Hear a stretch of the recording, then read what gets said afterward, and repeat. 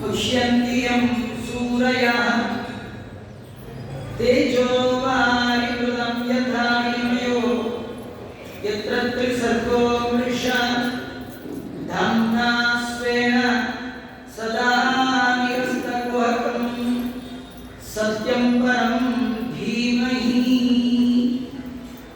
आपादमौलिपर्यन्तं गुरूणाम् आकृतिं स्मरेत् तेन विघ्नाः प्रणश्यन्ति सिद्ध्यन्ति च मनोरथाः स्वस्तिस्तु सदाम् अशेष सन्मङ्गलानि भवन्तु। श्री गुरुभ्यो नमः। हरिः ओम्।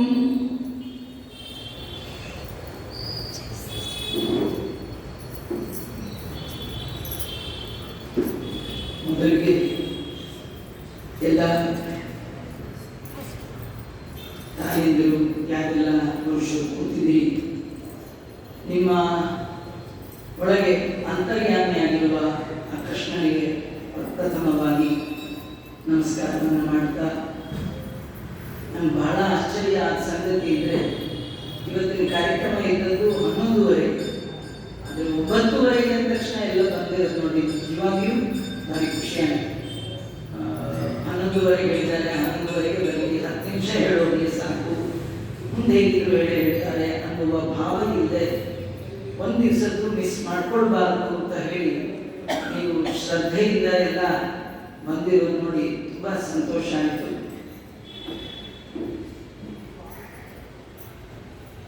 ನಹಿ ಜ್ಞಾನೇನ ಸದೃಶಂ ಪವಿತ್ರಮಿಹ ವಿದ್ಯತೆ. ಜೀವನದಲ್ಲಿ ಅರಿವಿಗಿಂತ ದೊಡ್ಡ ವಸ್ತು ಮತ್ತೇನೊಂದಿಲ್ಲ. ಅರಿವು ಅಂದರೆ ಜ್ಞಾನ, ತತ್ವಜ್ಞಾನ.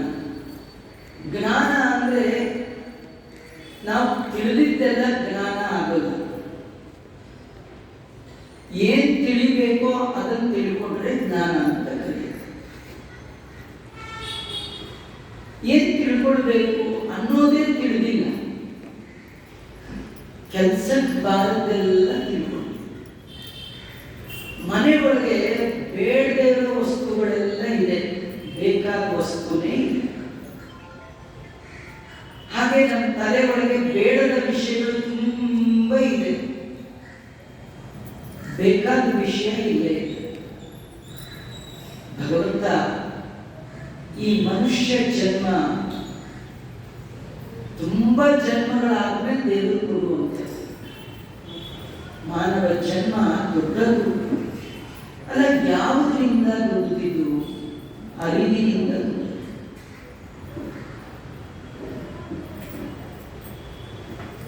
ಮಾನವ ಜನ್ಮ ಬಿಟ್ಟು ಬೇರೆ ಜನ್ಮಗಳಿದೆ. ಒಳಗಿರುವ ಆತ್ಮ ಜೀವನಿಗೆ ಈ ದೇಹ, ಬಾಡಿ ಇದು ರ್ಯಾಪರ್. ಈ ತರ ಬಾಡಿ ಜೀವನಿಗೆ ತುಂಬಾ ಬರುತ್ತೆ. ಒಂದಲ್ಲ, ಎರಡಲ್ಲ, ಮೂರಲ್ಲ, ನಾಲ್ಕಲ್ಲ, 84 ಲಕ್ಷ ಯೋನಿಗಳು. ಯೋನಿ ಜಾತಿ, ಜಾತಿ ಮೀನ್ಸ್ ಬೇರೆ ಬೇರೆ ಪ್ರಾಣಿಗಳು. ಇವುಗಳ ನಾವು ಎಷ್ಟೋ ಜನ್ಮದಲ್ಲಿ ನರಿ ಆಗಿದ್ದೀವಿ, ನಾಯಿ ಆಗಿದ್ದೀವಿ, ಹಂದಿ ಆಗಿದ್ದೀವಿ, ಕತ್ತೆ ಆಗಿದ್ದೀವಿ. ಹೌದಾ ಆಚಾರ್ಯ ಅಂತ ಕೇಳಬೇಡಿ, ನಮ್ಗೆ ನೆನಪಿಲ್ಲ. ನಮ್ಗೆ ನೆನ್ನೆ ಮಾಡಿದ ಅಡುಗೆನೇ ನೆನಪಿಲ್ಲ. ಹೋದ ಜನ್ಮಕ್ಕೆ ಏನ್ ನೆನಪಿದೆ? ಯಾವ ಜನ್ಮದಲ್ಲಿ ಏನಾಗಿದ್ದು? ದೇವರು ತುಂಬಾ ಕರುಣೆಯಿಂದ ಸಾಧನ ಶರೀರ ಇದು ನೀ ದಯದಿ ಕೊಟ್ಟದ್ದು. ದೇವರು ಕಾರುಣ್ಯದಿಂದ ಒನ್ ಚಾನ್ಸ್ ಇವರಿಗೂ ಕೊಡೋಣ ಅಂತ ಜೀವನ ಮೇಲೆ ಕಾರುಣ್ಯದಿಂದ ಭಗವಂತ ಸಾಧನೆಗಾಗಿ ಕೊಟ್ಟ ದೇಹ ಮಾನವ ಜನ್ಮ. ಮಾನವನಾದಾಗ ಮಾಧವನನ್ನ ತಿಳ್ಕೊಳ್ಬೇಕು. ಮಾಧವನನ್ನ ತಿಳಿಯೋದು ಬಿಟ್ಟು ಮನೆ, ಮಡದಿ, ಮಕ್ಕಳು, ಮನಿ, ಮಾರುತಿ ಇದ್ರೊಳಗೆ ಮನಸ್ಸಿದ್ರೆ ಮಾಧವನಲ್ಲಿ ಮನಸ್ಸು ಯಾವತ್ತು ಮಾಡ್ತೀವಿ? ಶಂಕರಾಚಾರ್ಯರು ಒಂದ್ ಕಡೆ ಹೇಳ್ತಾರೆ, ಬಾಲಸ್ತಾವತ್ತು ಕ್ರೀಡಾಸಕ್ತ, ತರುಣಾಸ್ತಾವತ್ತು ತರುಣೀಸಕ್ತ, ವೃದ್ಧಾಸ್ತಾವತ್ತು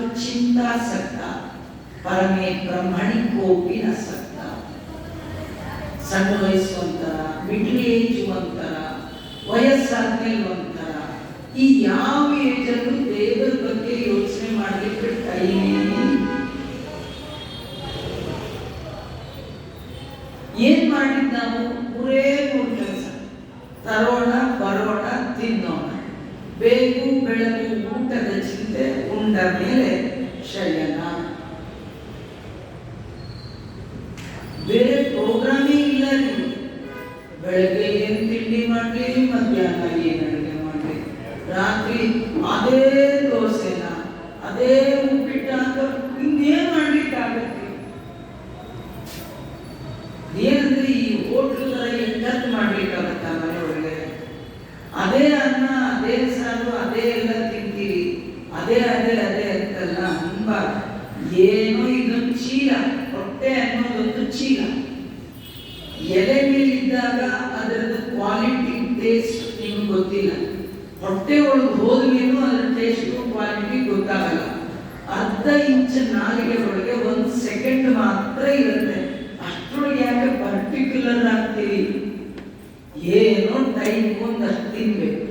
ತಿನ್ನೋದೇ ಪ್ರಧಾನ ಇಟ್ಕೊಳ್ಬಾರ್ದು.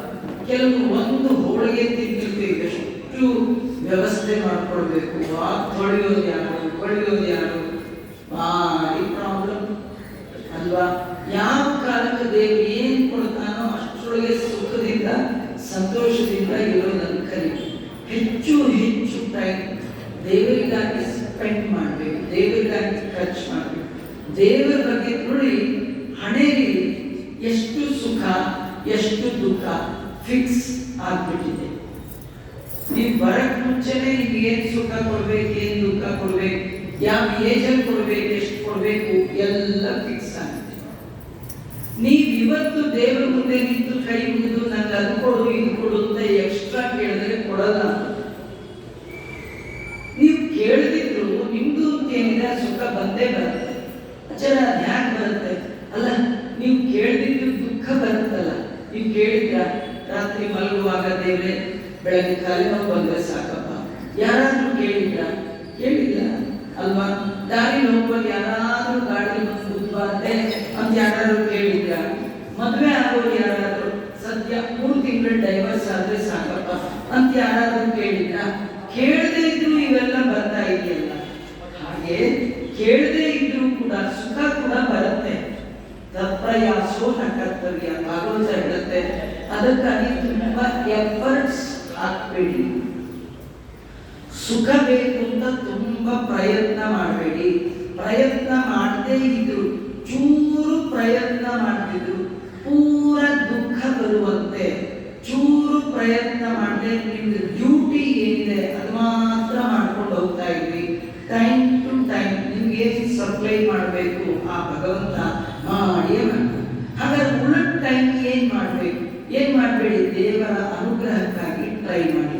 ಏನ್ ಮಾಡಬೇಕು, ನಾನು ಸಾಧನೆ ಮಾಡಬೇಕು, ದೇವರನ್ನು ನೋಡಬೇಕು ಅನ್ನೋ ಬುದ್ಧಿ ಬೇಕು ನಮಗೆ ಅಲ್ವಾ?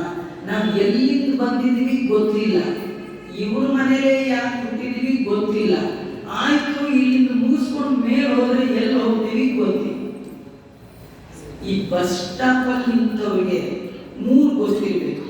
ಎಲ್ಲಿಂದ ಬಂದೆ, ಈ ಸ್ಟಾಪ್ ಅಲ್ಲಿ ಯಾಕೆ ನಿಂತಿದ್ದೀನಿ, ಇಲ್ಲಿಂದ ಎಲ್ಲಿ ಹೋಗ್ಬೇಕು, ಇದು 3 ಗೊತ್ತಿರ್ಬೇಕಲ್ಲ. ನೀವು ಬಸ್ ಸ್ಟಾಪ್ ಅಲ್ಲಿ ಹೋಗಿ ಯಾರಾದ್ರೂ ನಿಂತವ್ರು ಕೇಳಿ, ಎಲ್ಲಿಂದ ಬಂದ್ರಿ ಗೊತ್ತಿಲ್ಲ, ಇಲ್ಲಿ ಯಾಕೆ ನಿಂತ್ರಿ ಗೊತ್ತಿಲ್ಲ, ಇಲ್ಲಿಂದ ಮುಂದೆ ಹೋಗ್ತೀವಿ ಗೊತ್ತಿಲ್ಲ. ಹಾಗಾದ್ರೆ ಅವ್ರು ಎಲ್ಲಿ ಸೇರಿಸ್ಬೇಕು? ಮೆಂಟಲ್ ಆಸ್ಪತ್ರೆಗೆ ಸೇರಿಸ್ಬೇಕು. ನಾವೆಲ್ಲ ಒಂದು ರೀತಿ ಅಂಥವ್ರೆ. ಯಾರಿಗೂ ನಾವು ಎಲ್ಲಿಂದ ಬಂದಿದ್ದೀವಿ ಗೊತ್ತಿದ್ಯಾ? ಹೋದ್ಮೇಲೆ ಎಲ್ಲಿ ಹೋದ್ರು ಅಂತ ಗೊತ್ತಿದ್ಯಾ? ಇಲ್ಲೇ ಇವ್ರ ಮನೇಲಿ ಎಷ್ಟೋ ಸತಿ ಬೇಜಾರಾದ ಅಂದ್ಕೊಳ್ತೀವಿ, ಏನ್ ಕರ್ಮ ಮಾಡ್ತೋ ಇವ್ರ ಮನೇಲಿ ಹುಟ್ಟುಬಿಟ್ಟೆ ಅನ್ಕೊಳ್ತೀವಲ್ಲ. ಕರ್ಮ ಜನ್ಮಕ್ಕೆ ಕಾರಣ.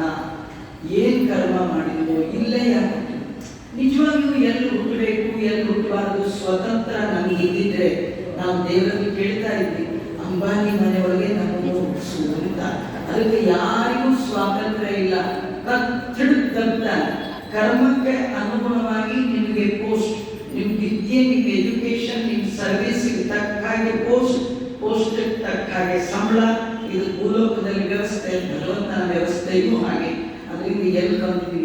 ಹಾಗಾದ್ರೆ ನಾವು ಜೀವನದಲ್ಲಿ ಮನುಷ್ಯ ಜನ್ಮ ಬಂದದ್ದು ತಿಳುವಳಿಕೆಗಾಗಿ, ದೇವರ ತಿಳುವಳಿಕೆ, ಭಗವತ್ ಪ್ರಜ್ಞೆ, ಭಗವಂತನ ಅರಿವು, ದೇವರ ಬಗ್ಗೆ ಎಚ್ಚರಿಕೆಯನ್ನು ಪಡೆಯಲಿಕ್ಕೆ ಭಗವಂತ ಈ ದೇಹವನ್ನು ಕೊಟ್ಟಿದ್ದಾನೆ. ಸಾಧನ ಶರೀರ ಇದು ನೀ ದಯದಿ ಕೊಟ್ಟದ್ದು. ಇದಕ್ಕೆ ಮುಂಚೆ ಬಂದಂತ 84 ಲಕ್ಷ ಜೀವ ಜಾತದಲ್ಲಿ ಅದಕ್ಕೆ ತರೋಣ ಬರೋಣ ತಿನ್ನೋಣ ಮಕ್ಕಳು ಮರಿ ಅಲ್ವಾ, ಅಷ್ಟೇ ಕಾಮನ್ ಫಾರ್ ಆಲ್. ಅದಕ್ಕೆ ನಮಗೂ ದಾರಿ ಹೋಗುವಾಗ ಕೆಲವರು ಕೇಳುವಾಗ ಹೀಗೆ ಪ್ರಶ್ನೆ ಮಾಡ್ತಾರೆ, ನಿಮ್ಮ ಮಕ್ಕಳು ಮರಿ ಎಲ್ಲ ಚೆನ್ನಾಗಿದ್ದಾರೆ ಅಲ್ಲ? ಮಕ್ಕಳು ಓಕೆ, ಮರಿ ಯಾವುದು? ಅದು ಜನ್ಮಾಂತರದ ಪ್ರಾಣಿಯಾಗಿದ್ದಾರಲ್ಲ ಅದರದ್ದು ಮರಿ. ಅದಕ್ಕೆ ನೆನಪಿರ್ಲಿ, ಇದು ಮತ್ತೆ ಹೇಗೆ ಬರುತ್ತೆ ಅಂತಿಲ್ಲ. ಈಗ ಬಂದಾಗ ಮತ್ತೆ ಹಿಂದಿನ ಕಾಲದಲ್ಲಿ ಮರಿಗಳನ್ನು ಮಾಡಿಕೊಂಡು ಊಟ ತಿಂಡಿ ಮಾಡ್ಕೊಂಡು ಬದುಕಿದ್ರಲ್ಲ, ಆಗ ಬದುಕು ಬಿಡಬೇಡಿ. ಮಾನವ ಜನ್ಮ ಪ್ರಾಣಿ ಜನ್ಮಕ್ಕಿಂತ ದೊಡ್ಡದಾಗಬೇಕು ಅಂತಾದ್ರೆ ದೇವರ ಬಗ್ಗೆ ತಿಳ್ಕೊಳ್ಬೇಕು. ನಹಿ ಜ್ಞಾನೇನ ಸದೃಶಂ ಪವಿತ್ರ ಮಿಹ ವಿದ್ಯತೆ. ಭೂಲೋಕದಲ್ಲಿ ತತ್ವಜ್ಞಾನಕ್ಕಿಂತ ದೊಡ್ಡ ಸಂಪತ್ತು ಯಾವುದೂ ಇಲ್ಲ. ನೀವು ಜೀವನದಲ್ಲಿ ಏನೇ ಸಂಪತ್ತು ಸಂಪಾದನೆ ಮಾಡಿದ್ರು ಅದು ಮೂರೇ: ಒಂದು ಹೆಣ್ಣು, ಒಂದು ಹೊನ್ನು, ಒಂದು ಮಣ್ಣು.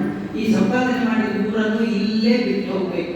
ಯಾಕಂದ್ರೆ ಬರುವಾಗ ತಂದಿಲ್ಲ, ಹೋಗುವಾಗ ತಗೊಂಡು ಹೋಗ್ಲಿಕ್ಕೆ ಆಗಲ್ಲ. ಆದ ಕಾರಣ ಇಲ್ಲೇ ಇಟ್ಟು ಹೋಗ್ಬೇಕು, ಇಲ್ಲೇ ಬಿಟ್ಟು ಹೋಗ್ಬೇಕು. ಇಟ್ಟು ಹೋಗ್ಬೇಕು, ಬಿಟ್ಟು ಹೋಗ್ಬೇಕು. ಇಟ್ಟು ಬಿಟ್ಟು ಹೋಗೋ ಬದಲು ಕೊಟ್ಟು ಹೋದ್ರೆ ಭಗವಂತ ಅನುಗ್ರಹ ಮಾಡ್ತಾನೆ. ಕೆಲವರು ದೇವರು ಕೊಟ್ಟಾಗ ತಾವು ತಿನ್ನಲ್ಲ, ಇನ್ನೊಬ್ಬರಿಗೂ ಕೊಡಲ್ಲ, ಇಟ್ಟು ಹೋಗ್ತಾರೆ. ಇಟ್ಟು ಹೋಗೋ ಬದಲು ಕೊಟ್ಟು ಹೋಗಿ ಭಗವಂತ ನಿಮಗೆ ರೈಟ್ ಟೈಮಲ್ಲಿ ವಾಪಸ್ ಕೊಡ್ತಾನೆ. ಅದು ಭಗವಂತನ ಅನುಗ್ರಹ. ಹಾಗಾಗಿ ದೇವರು ಈ ಜನ್ಮ ಕೊಟ್ಟಾಗ ನಮ್ಮ ಜೊತೆಗೆ ಕಂಟಿನ್ಯೂ ಆಗುವಂತಹ ಒಂದು ಸಂಪತ್ತು ಅಂತಿದೆ, ಅದು ತತ್ವಜ್ಞಾನ. ಈ ಜನ್ಮದಲ್ಲಿ ಎಷ್ಟು ಜ್ಞಾನ ಪಡೆದಿರ್ತೀವಿ, ಮುಂದಿನ ಜನ್ಮದ ದೇವರು ಆ ಜ್ಞಾನವನ್ನು ಹುಟ್ಟುವಾಗಲೇ ಇನ್ಬಿಲ್ಟ್ ಕೊಟ್ಬಿಡ್ತಾರೆ. ನೀವು ಅಷ್ಟು ಮತ್ತೆ ಓದಬೇಕಾದ್ರೆ ಎಷ್ಟೋ ಪುಟ್ಟ ವಯಸ್ಸಿನಲ್ಲಿ ಒಳ್ಳೆ ವೀಣ, ಒಳ್ಳೆ ವಯಲಿನ್ ನುಡಿಸಿದ್ರೆ ಹೇಳ್ತಾರೆ, ಓ ಈ ಜನ್ಮದಲ್ಲವಿ ಜನ್ಮಾಂತರದ್ದು ಅಂತ. ಹಾಗೆ ಸಣ್ಣ ವಯಸ್ಸಿನಲ್ಲಿ ಪ್ರಹ್ಲಾದ, ಧ್ರುವ ಇವರೆಲ್ಲ ತಪಸ್ಸು ಮಾಡಿದ್ದನ್ನು ನೋಡಿದ್ರೆ ಒಂದು ಜನ್ಮದ ಸಾಧನೆ ಅಲ್ಲ, ಜನ್ಮ ಜನ್ಮಾಂತರದ ಸಾಧನೆ ಇದ್ರೆ ಮಾತ್ರ ಆಗತ್ತಾದ ಕಾರಣ ಈ ಜನ್ಮದಲ್ಲಿ ಸಂಪಾದನೆ ಮಾಡಬಹುದಾದ ದೊಡ್ಡ ಸಂಪತ್ತು ಅಂದ್ರೆ ನಾಲೆಡ್ಜ್, ಜ್ಞಾನ, ಅರಿವು. ಆ ಅರಿವು ಬೇಕು ಅಂತ ದೇವರನ್ನ ನಿತ್ಯ ಕೇಳಬೇಕು. ದೇವರನ್ನ ಹೃದಯದಲ್ಲಿ ಕಾಣುವ ಬಯಕೆ ಯಾರಿದೆ ಅವರು ಜೀವನದಲ್ಲಿ ಸಂಪಾದನೆ ಮಾಡಬೇಕಾದ ಮೂರೇ ಕೂಡ ಇತ್ತು: ಜ್ಞಾನ, ಭಕ್ತಿ, ವೈರಾಗ್ಯ. ಇದು ಒಂದಕ್ಕೊಂದು ಲಿಂಕ್ ಇದೆ. ದೇವರ ಬಗ್ಗೆ ಚೆನ್ನಾಗಿ ತಿಳುವಳಿಕೆ ಬಂದ್ರೆ ಚೆನ್ನಾಗಿ ಭಕ್ತಿ ಮಾಡ್ಬೋದು. ಭಕ್ತಿ ಅಂದ್ರೆ ಏನು? ಊದಿನ ಕಡ್ಡಿ ಬೆಳಗೋದು, ಫ್ರೆಶ್ ಆಗಿ ಸ್ನಾನ ಮಾಡಿ ಒಳ್ಳೆ ಸೀರೆ ಉಟ್ಕೊಳ್ಳೋದು, ಪಂಚೆ ಉಟ್ಕೊಳ್ಳೋದು, ಇವ್ಯಾವುದು ಭಕ್ತಿ ಅಲ್ಲ. ನಿಮ್ಮ ಮನಸ್ಸು ಹರಿ ಬಿಟ್ಟು ಹರಿದಾಡದೆ ಹರಿಯಲ್ಲೇ ನಿಂತ್ರೆ ಅದು ಭಕ್ತಿ. ನಾವು ಒಂದು ನಿಮಿಷ ಕಣ್ಮುಚ್ಕೊಂಡ್ರೆ 100 ಯೋಚನೆ ಬರುತ್ತೆ ಅಂದ್ರೆ ಹಾಗಾದ್ರೆ ನಿಮಗೆ ದೇವರಲ್ಲಿ ಭಕ್ತಿ ಇಲ್ಲ. ಹರಿ ಬಿಟ್ಟು ಮನಸ್ಸು ಹರಿದಾಡಬಾರದು. ಹರಿ ಕಡೆಗೆ ಹರಿಯೋದೆ, ಹರಿಸೋದೆ, ಹರಿಸುವಂತೆ ನಮ್ಮ ಜೀವನ ಶೈಲಿಯನ್ನ ರೂಪಿಸಿಕೊಳ್ಳುವುದೇ ಭಕ್ತಿ. ಇಂಥ ಭಕ್ತಿ ಬೇಕಂತಾದ್ರೆ ವೈರಾಗ್ಯ ಬೇಕು. ವೈರಾಗ್ಯ ಅಂತ ಗೊತ್ತಾ? ನಿಮ್ಗೆ ಈಸಿ ಟರ್ಮಲ್ಲಿ ಹೇಳೋದಾದ್ರೆ ಅಟ್ಯಾಚ್ಮೆಂಟ್ ವಿತ್ ಡಿಟ್ಯಾಚ್ಮೆಂಟ್ ಅನ್ನ ವೈರಾಗ್ಯ ಅಂತ ಕರೀತಾರೆ. ಯಾರಲ್ಲಿ ಅಟ್ಯಾಚ್ಮೆಂಟ್ ಇರಬೇಕು? ದೇವರಲ್ಲಿ ಅಟ್ಯಾಚ್ಮೆಂಟ್ ಇರಬೇಕು. ದೇವರನ್ನು ಬಿಟ್ಟು ಉಳಿದೆಲ್ಲ ವಿಚಾರದಲ್ಲಿ ಡಿಟ್ಯಾಚ್ಮೆಂಟ್ ಇರಬೇಕು. ನಮ್ದು ಇದೆ, ಉಲ್ಟಾ ಇದೆ. ದೇವರಲ್ಲಿ ಡಿಟ್ಯಾಚ್ಮೆಂಟ್, ಬಿಡದಿದ್ರಲ್ಲಿ ಭಾರಿ ಅಟ್ಯಾಚ್ಮೆಂಟ್. ಇದು ಏನು ಪ್ರಯೋಜನ ಇಲ್ಲ. ಇದು ಬಿಟ್ಟು ಹೋಗೋದು, ಕಟ್ಕೊಂಡು ಹೋಗೋದು ಭಗವಂತ. ಆರು ಸಂಗಡ ಬಾಹೋರಿಯ ನಾರಾಯಣ ನಿನ್ನ ನಾಮ ನೆರೆ ಬಾಹುದಲ್ಲವೇ. ಮಂಚಬಾರದು, ಮಡದಿ ಬಾರದು, ಕಂಚು ಕನ್ನಡಿ ಬಾರದು. ಸಂಚಿತ ದ್ರವ್ಯ ಫಿಕ್ಸೆಡ್ ಡೆಪಾಸಿಟ್, ಸಂಚಿತ ದ್ರವ್ಯ ಮತ್ತೆ ಬಾರದು. ಮುಂಚೆ ಮಾಡಿರೋ ಧರ್ಮವ ಗೋವಿಂದ ನಮೋ ಗೋವಿಂದ ನಮೋ ಗೋವಿಂದ ನಾರಾಯಣ.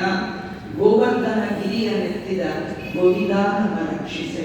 ದೇವರ ಬಗ್ಗೆ ತಿಳ್ಕೊಳ್ಳೋದಿದೆಯಲ್ಲ, ಅದಕ್ಕೆ ಚೋರರ ಭಯ ಇಲ್ಲ. ಉಳಿದೆಲ್ಲ ಸಂಪತ್ತಿಗೆ ಕಳ್ಳರ ಭಯ ಇದೆ. ಆದರೆ ತತ್ವಜ್ಞಾನ ನಿಮ್ಮ ತಲೆಯಲ್ಲಿ ಈ ಜನ್ಮದಲ್ಲಿ ಎಷ್ಟು ಭಗವದ್ಗೀತೆ ಅಂತ ತಿಳ್ಕೊಂಡ್ರಿ, ಎಷ್ಟು ಪಾರಾಯಣ ಮಾಡಲಿ, ಎಷ್ಟು ಪ್ರವಚನ ಕೇಳಲಿ, ಇದನ್ನು ಯಾರು ಕಲೀಲಿಕ್ಕ ಕುತ್ತಿಗೆಯಲ್ಲಿ ಹಾಕೊಂಡದ್ದು, ಕೈಯಲ್ಲಿ ಇಟ್ಕೊಂಡದ್ದು, ಬ್ಯಾಂಕಲ್ಲಿ ಇಟ್ಟದ್ದು ಯಾರು ಬೇಕಾದ್ರೂ ಕಲೀಬೋದು. ತಲೆ ಒಳಗಿಟ್ಕೊಂಡದ್ದು ವಿಶ್ವೇಶ್ವರಯ್ಯನವರು ತಲೆ ಒಳಗಿಟ್ಟೋ ಅಂತ ಇಟ್ಕೊಂಡಿದ್ರು. ಯಾಕಾದ್ರೂ ಕಿತ್ಕೊಳ್ಳಿಕ್ಕಾಯ್ತ? ಎಷ್ಟೋ ಜನಕ್ಕೆ ಆ ತಲೆಯನ್ನು ಜೋಡಿಸ್ಬೇಕು ಅಂತ ಎಲ್ಲ ಟ್ರೈ ಮಾಡಿದ್ರು. ಜೋಡಿಸೋದ್ರು ಇಲ್ಲ, ಕೊಟ್ಟರು ಇಲ್ಲ, ಒಟ್ಟು ಅದೆಲ್ಲ ಸಾಧ್ಯ ಇಲ್ಲ. ಭಗವಂತ ಯಾರು ಎಷ್ಟು ಕೊಡ್ತಾನೋ ಅಷ್ಟೇ. ಅದರ ಹಿನ್ನೆಲೆಯಲ್ಲಿ ಸಾಧನೆ ಬೇಕು. ಭಗವಂತನ ಅರಿವಿಗಾಗಿ ಸಾಧನೆಯನ್ನ ಮಾಡೋದೇ ಈ ಜನ್ಮದ ಸಾರ್ಥಕ್ಯ. ಈ ತತ್ವಜ್ಞಾನ ಬರೀ ಮನುಷ್ಯರಿಗಲ್ಲ, ದೇವತೆಗಳಿಗೂ ಬೇಕು. ದೇವತೆಗಳಲ್ಲಿ ದೊಡ್ಡವರು ಯಾರಪ್ಪ ಅಂದ್ರೆ ಬ್ರಹ್ಮದೇವರು. ಅವರು ಪ್ರಜಾಪತಿಗಳು, ಎಲ್ಲರನ್ನೂ ಸೃಷ್ಟಿ ಮಾಡಿದರು. ಆ ಬ್ರಹ್ಮದೇವರು ತನಗೆ ಅರಿವು ಬೇಕು ಅಂತ ಹೇಳಿ ನಾರಾಯಣನನ್ನ ಸ್ತೋತ್ರ ಮಾಡಿದ್ದಾರೆ. ಬ್ರಹ್ಮಾದಿ ದೇವತೆಗಳ ಸ್ತೋತ್ರಕ್ಕೆ ಬೆಲೆ ಕೊಟ್ಟ ಭಗವಂತ ಭೂಮಿಯಲ್ಲಿ ಅವತಾರ ಮಾಡಿದ್ದಾನೆ. ಅವರಿಗೆ ನದಿಯ ಮಧ್ಯದಲ್ಲಿ ಹುಟ್ಟಿದ್ರು. ಯಮುನಾ ನದಿಯ ಮಧ್ಯ, ದ್ವೀಪದ ಮಧ್ಯ ಹುಟ್ಟಿದ ಕಾರಣ ಅವರಿಗೆ ಹೆಸರು ದ್ವೈಪಾಯನ. ಅನಂತವಾದ ವೇದಗಳನ್ನ ಯಜುಸ್ಸಾಮ ಅಂತ ವಿಭಾಗ ಮಾಡಿದ್ರು. ಅದಕ್ಕೆ ವೇದ ವ್ಯಾಸ ಅಂತ ಅವರಿಗೆ ಬಂತು.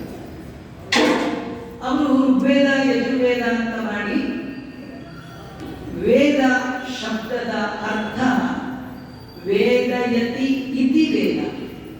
ಯಾವುದು ದೇವರ ಬಗ್ಗೆ ಇನ್ಫಾರ್ಮೇಶನ್ ಕೊಡುತ್ತೋ ಅದಕ್ಕೆ ವೇದ ವೇದ ಅಂತ ಕರೀತಾರೆ. ನಾವೆಲ್ಲ ವೇದ ಓದಿದ ಮಾತ್ರ ನಮ್ಗೆ ಏನು ಅರ್ಥ ಆಗಲ್ಲ. ಅದಕ್ಕೆ ಹೇಗೆ ಅರ್ಥ ಮಾಡಿಕೊಳ್ಬೇಕು ಅಂತ ಹೇಳಿ ಮೀಮಾಂಸಾ ಅಂತ ಒಂದು ಶಾಸ್ತ್ರ, ಅದನ್ನ ಬ್ರಹ್ಮಸೂತ್ರಗಳು ಅಂತ ಕರೀತಾರೆ. ವೇದವ್ಯಾಸದೇವರು ಅದರ ರಚನೆ ಮಾಡಿಕೊಟ್ರು. ನಮ್ಗೆ ವೇದನೂ ಅರ್ಥ ಆಗ್ಲಿಲ್ಲ, ವೇದಾಂತನೂ ಅರ್ಥ ಆಗ್ಲೇ ಏನು ಅರ್ಥ ಆಗಲ್ಲ. ನಮ್ಮ ನೋಡಿ ದೇವರಿಗೆ ಅಯ್ಯೋ ಅಯ್ಯೋ ಇಷ್ಟೆಲ್ಲ ಮಾಡಿದ್ರು ಏನು ಅರ್ಥ ಆಗ್ತಾ ಇಲ್ವೇ, ಏನ್ ಮಾಡ್ಲಿ ಅಂತ ದೇವರು ವಿಚಾರ ಮಾಡಿ ವೇದಾಂತದ ಒಳಗಿರುವ ತಿರುಳು, ಎಸೆನ್ಸ್, ಅದರ ಸಮರಿ, ಅದನ್ನ ಕಥೆಗಳ ರೂಪದಲ್ಲಿ ಬರೆದಿದ್ದಾರೆ. ಆ ಕಥೆಗಳು ತುಂಬಾ ಓಲ್ಡ್, 5000 ವರ್ಷಗಳ ಹಿಂದೆ ಬರ್ತವೆ. ಓಲ್ಡ್ಗೆ ಸಂಸ್ಕೃತದಲ್ಲಿ ಪುರಾತನ ಅಂತ ಕರೀತಾರೆ. ಪುರಾತನ ಅಂತ ಕರೀತಾರೆ. ಪುರಾತನವಾದ ಕಥೆಗಳೇ ಪುರಾಣಗಳು, ಪುರಾಣಗಳು ಅಂತ ಕರೆಸಿಕೊಂಡ. ಹಾಗೆ ವೇದವ್ಯಾಸ ದೇವರಿಂದ ರಚಿತವಾದ ಒಟ್ಟು ಪುರಾಣಗಳ ಸಂಖ್ಯೆ 18 ಪುರಾಣಗಳನ್ನ ವೇದವ್ಯಾಸ ದೇವರು ರಚನೆ ಮಾಡ್ತಾರೆ. ಅದರೊಳಗೆ ಅವ್ರದ್ದು ಒಂದು ಪುರಾಣ ಶ್ರೀಮನ್ ಮಹಾಭಾರತ. ಇಡೀ ಜಗತ್ತಿನ ಮನುಕುಲಕ್ಕೆ ವೇದವ್ಯಾಸ ದೇವರು ಕೊಟ್ಟ ಸಂದೇಶ. ಈ ಮಹಾಭಾರತ, ಈ ರಾಮಾಯಣ ಈ ದೇಶದ ಸಂಸ್ಕೃತಿಯ ಬೆನ್ನೆಲುಬು. ಭಾರತೀಯ ಸಂಸ್ಕೃತಿ, ಭಾರತೀಯರು ಮಾನವೀಯ ಮೌಲ್ಯಗಳು, ಹ್ಯುಮ್ಯಾನಿಟಿ ಅಂತ. ಮಾನವನಾಗಬೇಕಾದ್ರೆ ಅವನ ಜೀವನದಲ್ಲಿ ಕೆಲವು ಕ್ವಾಲಿಟೀಸ್ನ ಇಂಪ್ಲಿಮೆಂಟ್ ಮಾಡ್ಕೊಳ್ಬೇಕು. ಹೇಗೆ ಇರಬೇಕು, ಹೇಗೆ ಇರಬಾರ್ದು. ಮಾನವ ಅಂತ ಹುಟ್ಟಿದ ಮೇಲೆ ಹೇಗೆ ಇರಬೇಕು, ಹೇಗೆ ಇರಬಾರ್ದು. ಮಹಾಭಾರತದಲ್ಲಿ 2 ರೋಲ್, ಒಂದು ಪಾಂಡವರು, ಇನ್ನೊಂದು ಕೌರವರು. ಹೇಗೆ ಇರಬೇಕು, ಪಾಂಡವರ ತರ ಇರಬೇಕು. ಹೇಗೆ ಇರಬಾರ್ದು, ಕೌರವರು. ಯಾಕೆ ಕೌರವದೇನು ಪ್ರಾಬ್ಲಮ್ ಏನಂದ್ರೆ, ಇನ್ನೊಬ್ಬರ ಆಸ್ತಿನೂ ನನಗೆ ಬೇಕು, ಇನ್ನೊಬ್ಬರ ಹೆಂಡತಿನೂ ನನಗೆ ಬೇಕು, ಎಲ್ಲ ನನಗೆ. ಇದು ದುರ್ಬುದ್ಧಿ. ಹೌದಾ? ರಾಮಾಯಣದಲ್ಲಿ 2, ಒಂದು ರಾಮ, ಹೇಗಿರ್ಬೇಕು, ಹೇಗೆ ಇರಬೇಕು, ಹೇಗಿರಬಾರ್ದು ಅಲ್ವಾ? ಹಾಗಾದ್ರೆ ಇದು ಬರೀ ಯಾವುದೋ ಜಾತಿ ಜನಾಂಗಕ್ಕೆ ಕೊಟ್ಟದ್ದಲ್ಲ ಈ ಮೆಸೇಜ್. ಯಾರಿಗೂ ಒಂದು ತಲೆ ಇದೆ, ಎರಡು ಕಾಲಿದೆ, ಎರಡು ಕಿವಿ ಇದೆ, ಮನುಷ್ಯರು ಅಂತ ಯಾರಿದ್ದಾರೆ ಅವರೆಲ್ಲ ಹೇಗಿರ್ಬೇಕು ಹೇಗಿರಬಾರ್ದು ಅಂದ್ರೆ ಜಗತ್ತಿಗೆ ಮೆಸೇಜ್ ಕೊಟ್ಟ ಎರಡು ರಾಮಾಯಣ ಮತ್ತು ಮಹಾಭಾರತ. ನಾವು 100 ಬಾರಿ 1000 ಬಾರಿ ರಾಮಾಯಣ ಓದಿದ್ರು ನಾವೇ ರಾಮಂತರ ಆಗ್ತೀವ? ನಾವು ರಾಮಂತರ ಆಗ್ಬೇಕು ಅಂತ ರಾಮಾಯಣ ಓದಬಾರ್ದು, ರಾವಣಂತರ ಆಗದಿದ್ರೆ ಸಾಕು ಅಂತ ರಾಮಾಯಣ ಓದ್ಬೇಕು ಅಲ್ವಾ? ಏನ್ ನೀವು 100 ಸತಿ ಓದಿದ್ ಮಾತ್ರ ರಾಮಂತರ, ಅದಕ್ಕೆ ನಾನು ರಾಮಾಯಣ ಓದಲ್ಲ. ರಾಮಾಯಣ ಓದ್ಬೇಕಾಗಿರೋದು ರಾಮಂತರ ಆಗ್ಬೇಕಲ್ಲ. ಯಾಕೆ ಗೊತ್ತಾ? ನಾವು ಏನ್ ಟ್ರೈ ಮಾಡಿದ್ರು ದೇವರಿಗೆ ಈಕ್ವಲ್ ಆಗ್ಲಿಕ್ಕೆ ಸಾಧ್ಯ ಇಲ್ಲ. ಒಂದು ತಲೆನೋವು ಬಂದ್ರೇನೆ ನಮ್ಗೆ ವಾಪಸ್ ಕಳಿಸೋ ಯೋಗ್ಯತೆ ಇಲ್ಲ. ಮನೇಲಿ 4 ಮಕ್ಕಳಿದ್ರೆ ನೋಡ್ಕೊಳ್ಳೋ ಯೋಗ್ಯತೆ ಇಲ್ಲ. ಜಗತ್ತಿನ ಚೇತನ ಪ್ರಪಂಚವನ್ನ ತಂದೆಯಂತೆ ತಾಯಿಯಂತೆ ರಕ್ಷಣೆ ಮಾಡುವ ಭಗವಂತ ಎಲ್ಲಿ, ನಾವೆಲ್ಲಿ? ದಾಸರಂತಾರೆ, ಹರಿ ಮುಕುಂದನು ನೀನು ನರ ಜನ್ಮ ಹುಳನ. ಒಂದ್ ಸೊಳ್ಳೆ ನಮ್ಮ ಹತ್ರ 4 ಸತಿ ತಿರುಗಿದ್ರೆ ಸಿಟ್ಟಿಗೆ ತೊಳೆದು ಫಿನಿಶ್ ಮಾಡ್ಬಿಡ್ತೀವಿ. ನಾವು ದೇವ್ರ ಮುಂದೆ ಸೊಳ್ಳೆ ಇದ್ದಾಗೆ. ನೀವೇನಾದ್ರು 4 ಸತಿ ತಿರುಗಿ ಒಂದು ಸಿಟ್ಟಿಗೆ ಅಂದ್ರೆ ಒಂದು ಬಿಟ್ಟ ಅಂದ್ರೆ ಸ್ವರೂಪನೇ ನಾಶ. ಅದರಿಂದ ದೇವರ ಮುಂದೆ ನಮ್ಗೇನ್ ನಡೆಯಲ್ಲ. ಆಗ ದೇವರಂದ್ರೆ ರಾಮ, ಮರ್ಯಾದ ಪುರುಷೋತ್ತಮ ಅಲ್ವಾ? ಅಂತಹ ರಾಮನ ಯೋಗ್ಯತೆ ನಾವು ಎಕ್ಸ್ಪೆಕ್ಟ್ ಮಾಡೋದು ತುಂಬಾ ಕಷ್ಟ. ಒಬ್ಬ ಪ್ರಧಾನಿ ಬರ್ತಾ ಇದ್ರೆ ನಾವು ಪಕ್ಕದಲ್ಲೇ ವಾಕ್ ಮಾಡ್ತೀವಿ, ಸೆಲ್ಫಿ ತೆಕ್ಕೊಡ್ತೀವಿ, ಎಷ್ಟು ಬಿಡ್ತಾರೆ ನಿಮ್ಗೆ ನೋಡಿ. ಎಲೆಕ್ಷನ್ ಆಗ 5 ವರ್ಷಕ್ಕೊಂದ್ಸತಿ ಬರುವ ಪ್ರಧಾನಿ ಪಕ್ಕದಲ್ಲಿ ನಿಂತ್ಕೊಳ್ಳೋ ಯೋಗ್ಯತೆ ಇಲ್ಲ. ಎಲೆಕ್ಷನ್ನೇ ಇಲ್ಲದ ರಾಜಾದಿರಾಜನಾದ ಭಗವಂತನ ಮುಂದೆ ನಿಲ್ಲುವ ಯೋಗ್ಯತೆ ನಮ್ಗೆ ಎಲ್ಲಿ ಬರ್ಲಿಕ್ಕೆ ಸಾಧ್ಯ? ಹಾಗಾದ್ರೆ ದೇವರಿಗೆ ನಾವು ಈಕ್ವಲ್ ಆಗ್ಲಿಕ್ಕೆ ರಾಮಾಯಣ ಓದಿದ್ದಲ್ಲ. ದೇವರ ವಿರುದ್ಧ ಹೊರಟನಲ್ಲ ರಾವಣ, ಪಾಂಡವರ ವಿರುದ್ಧ ಹೊರಟಲ್ಲ ಕೌರವ, ಅವರಿಗಿದ್ದಲ್ಲ ದುರ್ಭಾವ ದುರ್ಬುದ್ಧಿ. ಇದು ಓದಿ ಓದಿ ನಮಗಿದು ಬರೆದಿದ್ರೆ ಸಾಕು ಅಲ್ವಾ? ರಾವಣಂದೇನು ಗೊತ್ತಾ? ರಾವಣಂದೇನು ಗೊತ್ತಾ? ಅವನಿಗೆ ರಾಮ ಬೇಡ, ಯಾರು ಬೇಕು? ಎಂತ ದುರ್ಬುದ್ಧಿ ಅಲ್ವಾ? ಇದು ಅವನ ದುರ್ಬುದ್ಧಿ ಅಲ್ಲ. ನಾವು ಸ್ವಲ್ಪ ಹೀಗೆ ಏನಂದ್ರೆ ರಾಮ ಅಂದ್ರೆ ನಾರಾಯಣ. ನಮ್ಗೆ ನಾರಾಯಣ ಅಂದ್ರೆ ಅಷ್ಟಕ್ಕಷ್ಟೇ. ಲಕ್ಷ್ಮಿ ಅಂದ್ರೆ ಬಹಳ ಇಷ್ಟ. ಭಾಗ್ಯದ ಲಕ್ಷ್ಮಿ ಬಾರಮ್ಮ, ಭಾಗ್ಯದ ಲಕ್ಷ್ಮಿ ಬಾರಮ್ಮ ಅಂತ ಕರಿತೀವಿ ಅಲ್ವಾ? ರಾವಣನು ಸೀತೆ ಬಾರಮ್ಮ ಬಾರಮ್ಮ ಅಂತ ರಾವಣನು ತಾಲೆದೆ. ಹಾಗಾದ್ರೆ ಕರಿಬೇಕಾದ್ರೆ ಹೇಗೆ ಕರಿಬೇಕು? ಪುರಂದರ ವಿಠಲನ ರಾಣಿ ಬಾರಮ್ಮ ಅಂತ ಕರಿಬೇಕು. ರಾಮನ ರಾಣಿ ಬಾರಮ್ಮ ಅಂದ್ರೆ ಸೀತೆ ನಗ್ತಾ ನಗ್ತಾ ಬರ್ತಾಳೆ ಅಲ್ವಾ? ನೀವು ಸುಮ್ಮನೆ ಲೌಕಿಕ ಹೇಳ್ತೀರಿ ನೋಡಿ. ನೀವು ಲಗ್ನ ಪತ್ರಿಕೆ ಕೊಡ್ಲಿಕ್ಕೆ ಹೋಗಿರ್ತೀರಿ ಯಾವುದೋ ಮನೆಗೆ, ಗಂಡ ಹೆಂಡತಿ ಕೂತಿರ್ತಾರೆ, ಪತ್ರಿಕೆ ಬರೆದು ಹೆಂಡತಿ ಕೈ ಕೊಟ್ಟು ನಿಮ್ಮ ಯಜಮಾನರು ನಂಬ್ಕೋಬೇಡಿ, ಅವ್ರು ಬಂದ್ರೆ ಬರಲಿ ಬಿಟ್ಟರೆ ಬಿಡಿ, ಎಲ್ಲಾರು ಹಾಳಾಗೋದು. ನೀವಂತೂ ಬರ್ಬೇಕು. ಅಂದ್ರೆ ಯಾರು ಹೋಗ್ತಾರೆ? ಯಾರು ಹೋಗ್ತಾರ? ಆ ಯಜಮಾನ್ರ ಜೊತೆ ಡೈಲಿ ಜಗಳ ಆಡೋ ಹೆಂಡತಿ ಕೂಡ ಹೋಗ್ತಾಳ. ಇನ್ನ ಜಗಳವೇ ಆಡದ ಸೀತೆ, ಜಗಳನೇ ಆಡದ ಲಕ್ಷ್ಮಿ, ಒಬ್ಬಳನ್ನೇ ಕರೆದ್ರೆ ಎಷ್ಟು ಸಿಟ್ಟು ಬರುತ್ತೆ ಲಕ್ಷ್ಮಿಗಲ್ಲ. ಅದರಿಂದ ಈ ದೇವರನ್ನ ಮರೆತು ಲಕ್ಷ್ಮಿಯನ್ನ ಬಯಸುವ ದುರ್ಬುದ್ಧಿ ಇದೆಯಲ್ಲ, ಸಂಪತ್ತು ಬೇಕು ಎಲ್ಲರಿಗೂ ನಂದೆ. ಈ ಪುಟ್ಟ ಮಗು ಇರುವಾಗ ದುರ್ಬುದ್ಧಿ ಕಡಿಮೆ. ಅದಕ್ಕೆ ಕಾರ್ಕಿ ಯಾರು ತಗೊಂಡ್ರೆ ಮಗು ನಮ್ದು ಅನ್ನಿಸ್ತದೆ. ಮೊದಲು ಅಷ್ಟನ್ನತ್ತಲ್ಲ, ದೊಡ್ಡದಾಗ್ತಾ ಆಗ್ತಾ ಆ ಪಕ್ಕದ ಮನೆ ಕಾರು ನಮ್ದೇ ತಗೊಂಡ್ಬಿಟ್ಟಿದ್ದಾರೆ, ಹಿಂದಿನ ಮನೆ ಸೈಟು ನಮ್ದೇ. ಊರಲ್ಲಿ ಇದ್ದಿದ್ದಲ್ಲ ಅವನು ನಾನು ಬೆಳೆದದ್ದಲ್ಲ ನನ್ನದು ಅನ್ನೋದು ಬಾರಿ ಬೆಳೀತು. ಅಹಂಕಾರ ದುರಹಂಕಾರ ಬೆಳೀತಾ ಹೋಗುತ್ತೆ. ಮನುಷ್ಯ ಹಾಗೆ ಹಾಳಾಗಿ ಹೋಗ್ತಾನೆ.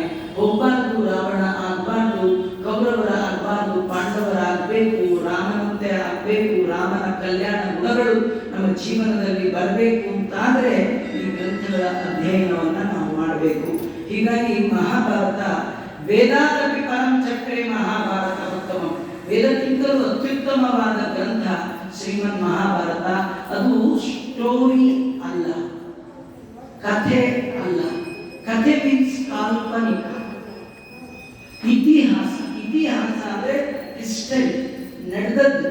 ಇತಿಹಾಸತೆ ಇತಿಹಾಸ. ಹೀಗೆ ನಡೆದಿತ್ತು ಅಂತ ಯಾವುದನ್ನ ದಾಖಲೆ ಮಾಡಿ ಬರೆದಿರ್ತಾರೆ ಅದನ್ನು ಇತಿಹಾಸ ಅಂತ ಕರೀತಾರೆ. ಅಂತ ಇತಿಹಾಸ ಗ್ರಂಥ ಇಡೀ ಜಗತ್ತಿಗೆ ಪ್ರೆಸೆಂಟ್ ಮಾಡಿದ್ದು ಈ ಭಾರತದಲ್ಲ, ಈ ಭಾರತದಲ್ಲಿ ಬಂದ ಭಗವಂತ ವ್ಯಾಸ ರೂಪದಿಂದ ಮಹಾಭಾರತಕ್ಕೆ ಮಹಾಭಾರತ ಅಂತ ಯಾಕೆ ಕರೀತಾರೆ ಅಂದ್ರೆ ಮಹತ್ವ ಭಾರವತ್ವಾಚ ಮಹಾಭಾರತ ಉಚ್ಚತೆ. ಮಹಾಭಾರತದಲ್ಲಿ ಹೇಳದೇ ಇರೋ ವಿಷಯವೇ ಇಲ್ಲ. ಮಹಾಭಾರತದಲ್ಲಿ ಏನು ಹೇಳಲಿಲ್ಲ ಅದು ಎಲ್ಲಿ ಹೇಳಿಲ್ಲ. ಮಹಾಭಾರತದಲ್ಲಿ ಏನು ಹೇಳಿದ್ದಾರೆ ಅದೇ ಎಲ್ಲರಿಗೂ ಹೇಳಿ. ಒಂದು ಮಹಾಭಾರತ ವಿಶ್ವಕೋಶ.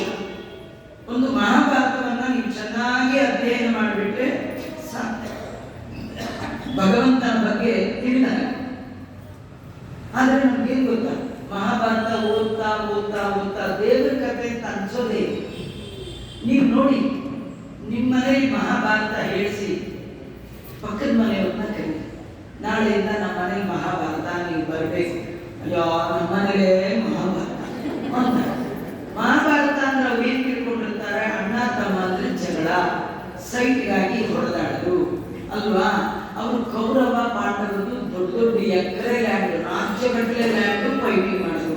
ನಾವು ಮಿನಿ ಕೌರವರು, ಮಿನಿ ಎಲ್ಲ ಮಿನಿ 30-40 ಒಂದಡಿ ತಗೊಂಡ ನಮ್ಮ ಅಣ್ಣ ಅಂತ ಹೇಳಿ ಅವನ ಕಡೆ ತಿರುಗಿ ನೋಡಲ್ಲ, ಸತ್ರು ಹೋಗಲ್ಲ, ಒಂದಡಿಗೆ. ಎಂತ ಅನ್ಯಾಯ ಅಲ್ಲ, ಬಿಟ್ಬಿಡಿ. ಪೂರ ಬಿಟ್ಟೋಗಿ ಸಿದ್ಧ ಇರುವಾಗ ಒಂದಡಿಗೋಸ್ಕರ ಅಣ್ಣನ ಯಾಕೆ ಮರಿತೀವಿ, ತಮ್ಮನ್ನ ಯಾಕೆ ಮರಿತೀವಿ? ನಿಜವಾಗಿಯೂ ಇಟ್ಕೊಳ್ಳೋದಕ್ಕಿಂತ ಕೊಡೋದ್ರೊಳಗಿರೋ ಆನಂದ ಒಂದ್ಸತಿ ಕೊಟ್ಟು ನೋಡಿ. ದೇವರು ಕೊಟ್ಟ ಕೈಯನ್ನು ಎಂದೂ ಖಾಲಿ ಮಾಡಲ್ಲ. ದೇವರು ಎಲ್ಲರಿಗೆ ಅವರ ಯೋಗ್ಯತೆ ತಕ್ಕ ಸಂಪತ್ತು ಕೊಡ್ತಾನೆ, ಆದ್ರೆ ಅದರೊಟ್ಟಿಗೆ ಕೊಡೋ ಬುದ್ಧಿ ಕೊಡಲ್ಲ. ಸಂಪತ್ತು ಕೊಡೋದು ಬೇರೆ, ಕೊಡೋ ಬುದ್ಧಿ ಕೊಡಲ್ಲ. ಕೆಲವರು ಏನ್ ಗೊತ್ತಾ, ಸಂಪತ್ತು ಬಂದ್ರೆ ಯಾರಿಗೂ ತೋರಿಸಲ್ಲ, ಯಾರಿಗೂ ಕೊಡಲ್ಲ, ತಾವು ತಿನ್ನಲ್ಲ. ಬರೀ ತಿಂಗಳು ಒಂದ್ಸತಿ ಮೆಲ್ಲೆ ಪಾಸ್ಬುಕ್ ನೋಡೋದು ಖುಷಿ, ಪಾಸ್ಬುಕ್ ನೋಡೋದು ಖುಷಿ. ಪಾಸ್ಬುಕ್ ನೋಡಿ ನೋಡಿ ಒಂದಿನ ಪಾಸ್ ಡೇವೆ ಇದೆಯಾ ಗೋವಿಂದ,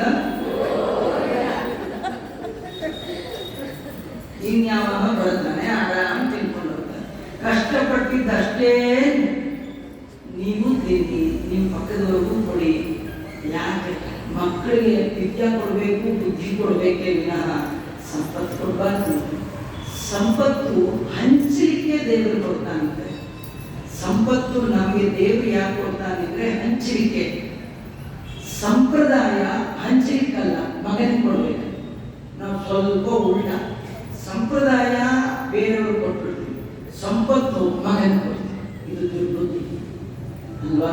ಹಾಗೆ ಮಾಡಬಾರ್ದು ಅಂತ ಶಾಸ್ತ್ರ ಹೇಳುತ್ತೆ. ಹಾಗಾಗಿ ಇತಿಹಾಸ ಗ್ರಂಥವನ್ನ ವೇದವ್ಯಾಸದೇವರು ರಚನೆ ಮಾಡಿದ್ರು. ಮಹಾಭಾರತ ಅಂದ್ರೆ ತುಂಬಾ ಜನ ಅರ್ಥ ಬಂದ್ರೆ ಜಗಳ ಅಂತ ತಿಳ್ಕೊಂಡ್ರೆ ವಿನಃ ಅದು ಕೃಷ್ಣನ ಕಥೆ ಅಂತ ಯಾರನ್ನ ಅನಿಸ್ಲೇ ಇಲ್ಲ. ಹೋಗಿ ರಾಮಾಯಣ ಹೇಳಿಸಿ ಪಕ್ಕದ ಮನೆಯವ್ರನ್ನ ಕರೀರಿ, ನಮ್ಮ ಮನೇಲಿ ರಾಮಾಯಣ ನಾಳೆಯಿಂದ ಬರ್ಬೇಕು. ಅಯ್ಯೋ ನಮ್ಮ ಇವತ್ತಾನೆ ಶುರುವಾಗಿದೆ ರಾಮಾಯಣ, ನಿಮ್ಮನೆ ರಾಮಾಯಣ ಬರ್ಬೇಕು. ರಾಮಾಯಣ ಅಂದ್ರೆ ಗೋಳು ಅಂತ ಅಲ್ವಾ? ರಾಮಾಯಣ ರಾಮನ ಗುಣಗಾನ ಅಂತ ನಮ್ಗೆ ಗೊತ್ತೇ ಆಗ್ತಿದೆ. ಹಾಗಾದ್ರೆ ರಾಮಾಯಣ ಕೂಡ ನಮಗೆ ಕೆಲಸ ಮಾಡಲಿಲ್ಲ, ಮಹಾಭಾರತ ಕೆಲಸ ಮಾಡಲಿಲ್ಲ. ಇದು ನಾರದರು ಮನೆಗಳು, ನಾರದರಿಗೆ ಗೊತ್ತಾಯಿತು. ಅದಕ್ಕೆ ನಾರದರು ವೇದವ್ಯಾಸದೇವರಲ್ಲಿ ಕೇಳ್ಕೊಂಡು, ನೀವೆಲ್ಲ ಗ್ರಂಥ ಬರ್ತಿದ್ದೀವಿ, ಆದರೆ ಜನಗಳಿಗೆ ಅದು ತಲುಪಲಿಲ್ಲ, ಇನ್ನೊಂದು ಗ್ರಂಥ ರಚನೆ ಮಾಡಿಕೊಡಿ ಅಂತ ನಾರದರು ಪ್ರಾರ್ಥನೆ ಮಾಡಿದಾಗ ಲಾಸ್ಟ್ ಅಂಡ್ ಫೈನಲ್ ವೇದವ್ಯಾಸದೇವರು ರಚನೆ ಮಾಡಿದ ಗ್ರಂಥ ಶ್ರೀಮದ್ ಭಾಗವತ. ಇದು ಮಾಡಿದ ಮೇಲೆ ಇನ್ನೊಂದು ಪುಸ್ತಕ ಬರೀಲೇ ಇಲ್ಲ. ಯಾಕೆ? ಈ 18 ಮಾಡೋ ಬದಲು 20 ಮಾಡಿಬಿಟ್ಟಿದ್ರೆ ಚೆನ್ನಾಗಿದೆ. ಇನ್ನೊಂದೆರಡು ಗ್ರಂಥ ಮಾಡಿದ್ರೆ, ಯಾಕಂದ್ರೆ ಇವು ನಮ್ಮ 20 ನೋಡೇ ಅಭ್ಯಾಸ, 18 ನೆನಪೇ ಇಲ್ಲ. ಅದಕ್ಕೆ 20 ಮಾಡಿಬಿಟ್ಟಿದ್ರೆ ಚೆನ್ನಾಗಿರ್ತಿದ್ದಾರೆ. ಇನ್ನೊಂದೆರಡು ಯಾಕೆ ಮಾಡಲಿಲ್ಲ ಅಂದ್ರೆ ವೇದವ್ಯಾಸರಿಗೆ ತುಂಬಾ ವಯಸ್ಸಾಗಿತ್ತು, ಅವರಿಗೆ ಬರೆಯ ಬಿಡಕ್ಕಾಗ್ತಿಲ್ಲ, ಏನಿಲ್ಲ, ಅವ್ರು ಎಷ್ಟು ಬೇಕಾದ್ರೂ ಮಾಡ್ಬೋದು. 18 ಭಾಗವತಕ್ಕೆ ಯಾಕೆ ಲಾಸ್ಟ್ ಮಾಡಿದ್ರು ಅಂದ್ರೆ ಈ ಭಾಗವತ ಕೇಳಿದ ಮೇಲೂ ಯಾರಿಗೆ ಮನಸ್ಸು ದೇವರ ಕಡೆ ಹೋಗಲ್ಲ, ಅವ್ರಿಗೆ ಇನ್ನೇನು ಪುರಾಣ ಕೇಳಿದ್ರು ಹೋಗಲ್ಲ. ಭಾಗವತ ಕೇಳಿದ ಮೇಲೆ ನಿಮ್ಮ ಮನಸ್ಸು ಹರಿಬಿಟ್ಟು ಆ ಕಡೆ ಈ ಕಡೆ ಹರಿಬಾರ್ದು. ದೇವರಲ್ಲಿಯೇ ಮನಸ್ಸು ಏಕಾಗ್ರ ಕಾನ್ಸಂಟ್ರೇಷನ್ ಬರಬೇಕು. ಅದು ಭಾಗವತದಲ್ಲಿ ಇಲ್ಲ. ಭಾಗವತ ಕೇಳಿಯೂ ನಮ್ಗೇನು ಅಷ್ಟೇನು ಅನ್ನಿಸ್ತಿಲ್ಲ ಆಚಾರ್ಯ ಅಂದ್ರೆ ನೀವು ಎಂಬಡಿ ಇದ್ದಾರೆ. ಎಂಬಡಿ ಇದ್ರೆ ಕಂಪ್ನಿಗಲ್ಲ ಏನದು ಕೇಳಿದಂತೆ ಮ್ಯಾನುಫ್ಯಾಕ್ಚರಿಂಗ್ ಡಿಫೆಕ್ಟ್. ನಿಮ್ಗೆ ಇದು ಅರ್ಥ ಆಗಲಿ ಅಂತ ನಿಮ್ಮ ಲ್ಯಾಂಗ್ವೇಜಲ್ಲಿ ಹೇಳೋದಾದ್ರೆ, ನೀವು ನಿಮ್ಮಲ್ಲಿ ಡೈಲಿ ಅನ್ನ ಮಾಡ್ತೀರೋ ಇಲ್ಲ? ಅನ್ನ ಒಂದು ಅರ್ಧ ಸೇರು, 4-5 ಜನ ಇದ್ರೆ ಅರ್ಧ ಸೇರಕ್ಕೆ ಅನ್ನ ಮಾಡ್ತೀವಿ. ಈ ಅನ್ನ ಮಾಡುವಾಗ ಒಂದು ಕಲ್ಲು ಅಕ್ಕಿ ಒಳಗೆ ಸೇರ್ಕೊಂಡ್ಬಿಟ್ರೆ, ನೀವು ಎಷ್ಟೇ ನೀರಾಕಿ ಎಷ್ಟೇ ಬೆಂಕಿ ಇಟ್ಟರು ಅಕ್ಕಿ ಮಾತ್ರ ಅನ್ನ ಆಗುತ್ತೆ, ಕಲ್ಲು ಅನ್ನ ಆಗೋದೇ ಇಲ್ಲ. ಇದೆಲ್ಲ ಅಕ್ಕಿ ಇದ್ದಾಗ ದೇವ್ರ ಕಥೆ ಕೇಳ್ತಾ ಕೇಳ್ತಾ ನೀವೆಲ್ಲ ಅನ್ನ ಹಾಕ್ತೀವಿ. ಈ ಎಂಬಡಿಗಳಿರ್ತಾರಲ್ಲ ಅವ್ರು ಕಲ್ಲಿದ್ದಾಗ ಏನು ಉರಿ ಕೊಟ್ಟರು, ಎಷ್ಟು ನೀರು ಹಾಕಿದ್ರು ಏನಾಗಲ್ಲ, ಅನ್ನ ಆಗಲ್ಲ ಅಲ್ವಾ? ಹಾಗೆ ಯಾರ ಮನಸ್ಸು ತಾಮಸ ಗುಣ ಇರುತ್ತೆ, ತಾಮಸ ಆಹಾರವನ್ನು ತಿಂದಿರ್ತಾನೆ. 3 ಥರ ಜನ ಇದ್ದಾರೆ, ಸಾತ್ವಿಕರು, ರಾಜಸರು, ತಾಮಸರು. ಬರ್ತೇ ಇರ್ತಾರೆ. ಅದು ಬಂದ ಮೇಲೆ ಏನಾದ್ರು ಹೆಚ್ಚು ಕಮ್ಮಿ ಆದರೆ ಕಂಪನಿ ಕಳಿಸ್ಬೋದು. ಬರುವಾಗಲೇ ಕೆಟ್ಟ ಹೋಗ್ಬಿಟ್ಟಿದ್ರೆ ಅದನ್ನೇ ಎವಡಿ ಅನ್ನೋದು. ನೀವು ಬರುವಾಗಲೇ ತಾಮಸ ಬುದ್ಧಿ. ನೀವು ನಾಯಿದು ಬಾಲ ಇದೆಯಲ್ಲ, ಯಾವ ತೈಲ ಹಂಚಿದ್ರು ಸೊಟ್ಟಿಗೆ ನಿಲ್ಲತ್ತದು. ಅದಕ್ಕೆ ಯಾರ್ದು ಮನಸ್ಸು ಸೊಟ್ಟ ಇದೆ, ಯಾರ ಮನಸ್ಸು ದೇವರ ಕಡೆ ಹರಿಯೋಲ್ಲ, ಅವ್ರಿಗೆ ಭಾಗವತ ತೈಲ ಹಚ್ಚಿದ್ರು ಅಟ್ಟೆ, ಮಹಾಭಾರತ ತೈಲ ಹಚ್ಚಿದ್ರು ಅಟ್ಟೆ, ರಾಮಾಯಣ ತೈಲ ಹಚ್ಚಿದ್ರು ಅದು ಹೇಗಿರುತ್ತೆ ಬಾಲ ಗಮನಕ್ಕೆ. ಅದನ್ನೇನು ಅದು ಸ್ಟ್ರೈಟ್ ದೇವರ ಕಡೆ ಸ್ಟ್ರೈಟ್ ಮಾಡಲಿಕ್ಕೆ ಆಗೋದೇ ಇದೆ. ಯಾವುದು ಸ್ಟ್ರೈಟ್ ಆಗುವ ಯೋಗ್ಯತೆ ಇದೆ, ಯಾವುದು ಅಕ್ಕಿ ಇದೆ, ಅದನ್ನ ನೀರಿಗೆ ಹಾಕಿದ್ರೆ ಅನ್ನ ಆಗುತ್ತೆ ವಿನಃ ಅಕ್ಕಿ ಅರ್ಧ ಕಲ್ಲರ್ಧ ಹಾಕಿ ಆಗುತ್ತೆ ಅಂತ ತೊಂದರೆ ಇಲ್ಲ ಅಂತ. ಅದಕ್ಕೆ ಒಂದು ಕಲ್ಲಿದ್ರು ಕಲ್ಲಾಗೆ ಉಳಿಯುತ್ತೆ ವಿನಃ ಅದು ಅನ್ನ ಆಗೋಲ್ಲ. ನಾವು ಅಕ್ಕಿಗಳ ಮಧ್ಯದಲ್ಲಿ ಕಲ್ಲಾಗದೆ ಅಕ್ಕಿಗಳ ಮಧ್ಯದಲ್ಲಿ ಅಕ್ಕಿ ಆದರೆ ಭಗವಂತನಿಗೆ ನೈವೇದ್ಯಕ್ಕೆ ಬರ್ತೀವಿ. ಕಲ್ಲಾದರೆ ಅದು ತೂತು ಹೊರಗಾಗ್ತದೆ ಅಲ್ವಾ? ಅದು ಪ್ರಯೋಜನ ಇಲ್ಲ. ವೇದವ್ಯಾಸ ದೇವರು 18ನೇ ಪುರಾಣವಾಗಿ ರಚನೆ ಮಾಡಿಕೊಟ್ಟದ್ದು ಶ್ರೀಮದ್ ಭಾಗವತ. ಆದರೂ ನಮಗೊಂದು ಆಶ್ಚರ್ಯ, 17 ಪುರಾಣ ಓದೋರೇ ಇಲ್ಲ, 18ನೇದು ಯಾಕೆ ಮಾಡಿಕೊಟ್ರು? ಈ 18ನೇ ಪುರಾಣ ಮಾಡುವ ಮೊದಲು ವೇದವ್ಯಾಸ ದೇವರ ಮನಸ್ಸಿನ ಒಳಗೆ ಏನಿತ್ತು, ಏನು ಉದ್ದೇಶ ಇಟ್ಕೊಂಡು ಈ ಭಾಗವತವನ್ನ ರಚನೆ ಮಾಡಿದರು? ಇದು ಭಾಗವತ ಕೇಳಕ್ಕೆ ಮುಂಚೆ ಭಾಗವತದ ಮಹಿಮೆ ಕೇಳಬೇಕು. ಇದು ಪದ್ಮ ಪುರಾಣದಲ್ಲಿ 5 ಅಧ್ಯಾಯಗಳಲ್ಲಿ ಶ್ರೀಮದ್ ಭಾಗವತದ ಮಹಿಮೆಯನ್ನ ವರ್ಣನೆ ಮಾಡ್ತಾರೆ. ಅದನ್ನ ನಾನು ಯಥಾಶಕ್ತಿ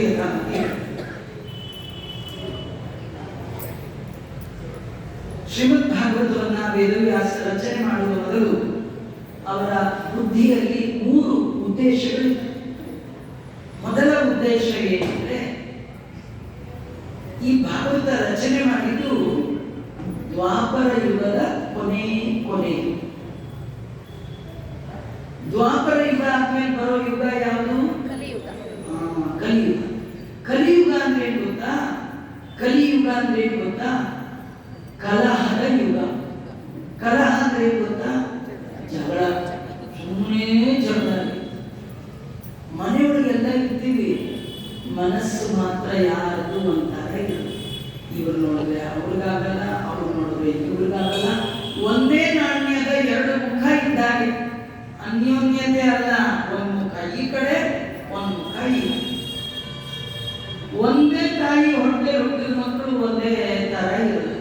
ಅವನ ತರ ಆಚಾರ್ಯ, ಇವನ ತರ, ಇಬ್ಬರು ನಂಗೇನು ಪ್ರಯೋಜನ? ಯಾರು ಪ್ರಯೋಜನ? ಕಲಿಯುಗ ಕಲಹದ ಯುಗ.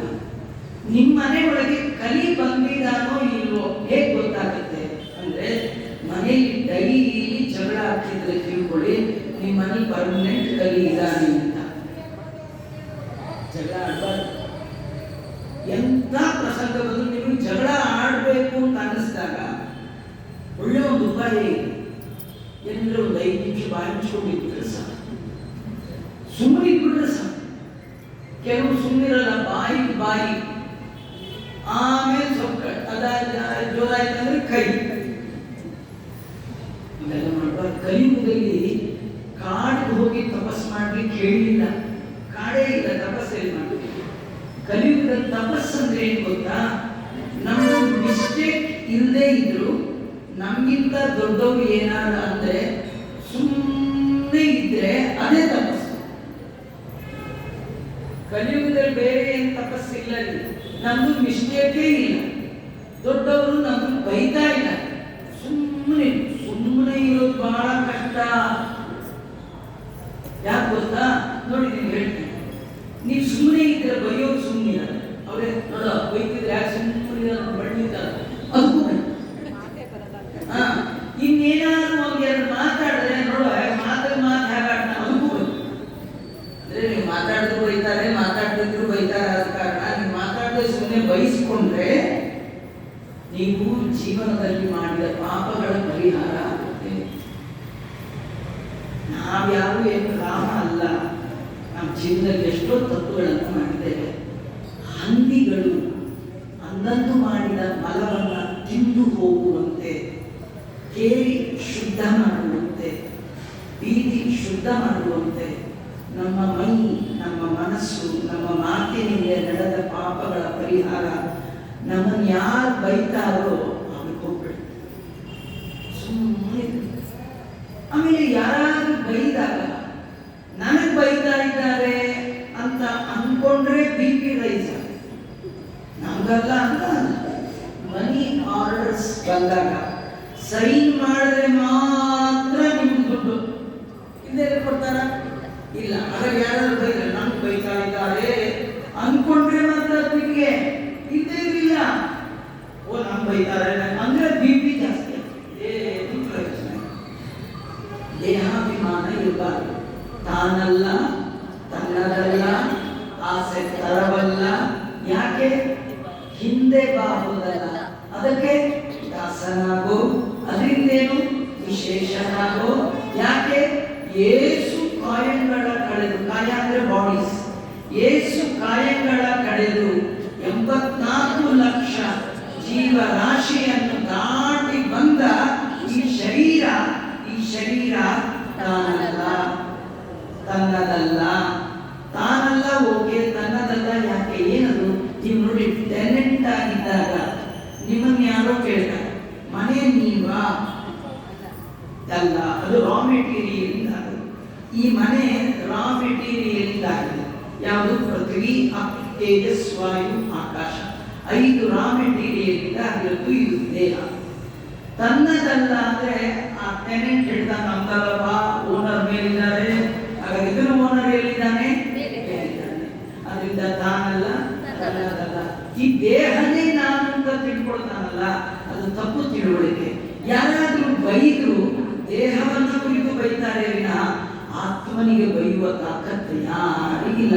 ಇದು ಜ್ಞಾನ ಯಾರಿಗಿಲ್ಲ, ಅವ್ರಿಗೆ ಮಾತ್ರ ನಾನು ಬೈತಾರೆ ಅಂತ. ನೀವು ದೇಹದಿಂದ ಮಾಡಿದ, ಮನಸ್ಸಿನಿಂದ ಮಾಡಿದ, ಮಾತಿನಿಂದ ಮಾಡಿದ ಪಾಪ ಕಳ್ಕೊಳ್ಳಿಕ್ಕಿರೋ ದೊಡ್ಡ ಉಪಾಯ ಯಾರಾದ್ರೂ ಅಂದ್ರೆ ಸುಮ್ಮನೆ ಕೈ ಮುಟ್ಕೊಂಡಿದ್ದು ಬಾಯಿ ಅನ್ಕೊಳ್ಳಿ.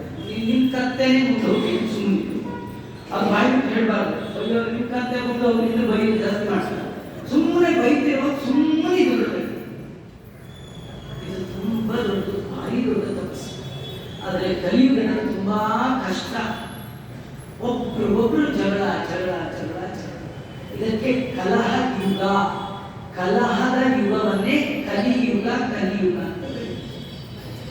ಈ ಕಲಿಯುಗದಲ್ಲಿ ಏನಂದ್ರೆ ಪಾಪ ಮಾಡೋ ಸಂಖ್ಯೆ ತುಂಬಾ. ನಾವು ದೇವರಿಗೆ ನಮಸ್ಕಾರ ಮಾಡುವ ನಂತರ ಹೇಳ್ತೇವೆ ನೋಡಿ, ಪಾಪೋಹಂ ಅಲ್ವಾ? ಪಾಪೋಹಂ, ಪಾಪ ಕರ್ಮಾಹಂ, ಪಾಪಾತ್ಮ, ಪಾಪ ಸಂಭವ. ರಾಘವೇಂದ್ರ ಸ್ವಾಮಿಗಳು ಅವರು ನಮಸ್ಕಾರ ಮಾಡುವಾಗ ಈ ಮಂತ್ರ ಹೇಳಬೇಕಂತಿಲ್ಲ. ಪುಣ್ಯೋಹಂ, ಪುಣ್ಯ ಕರ್ಮಾಣ, ಪುಣ್ಯಾತ್ಮ, ಪುಣ್ಯ ಸಂಭವ. ನಾವು ಪಾಪೋಹಂ, ಪಾಪ ಕರ್ಮಾಹಂ, ಪಾಪಾತ್ಮ,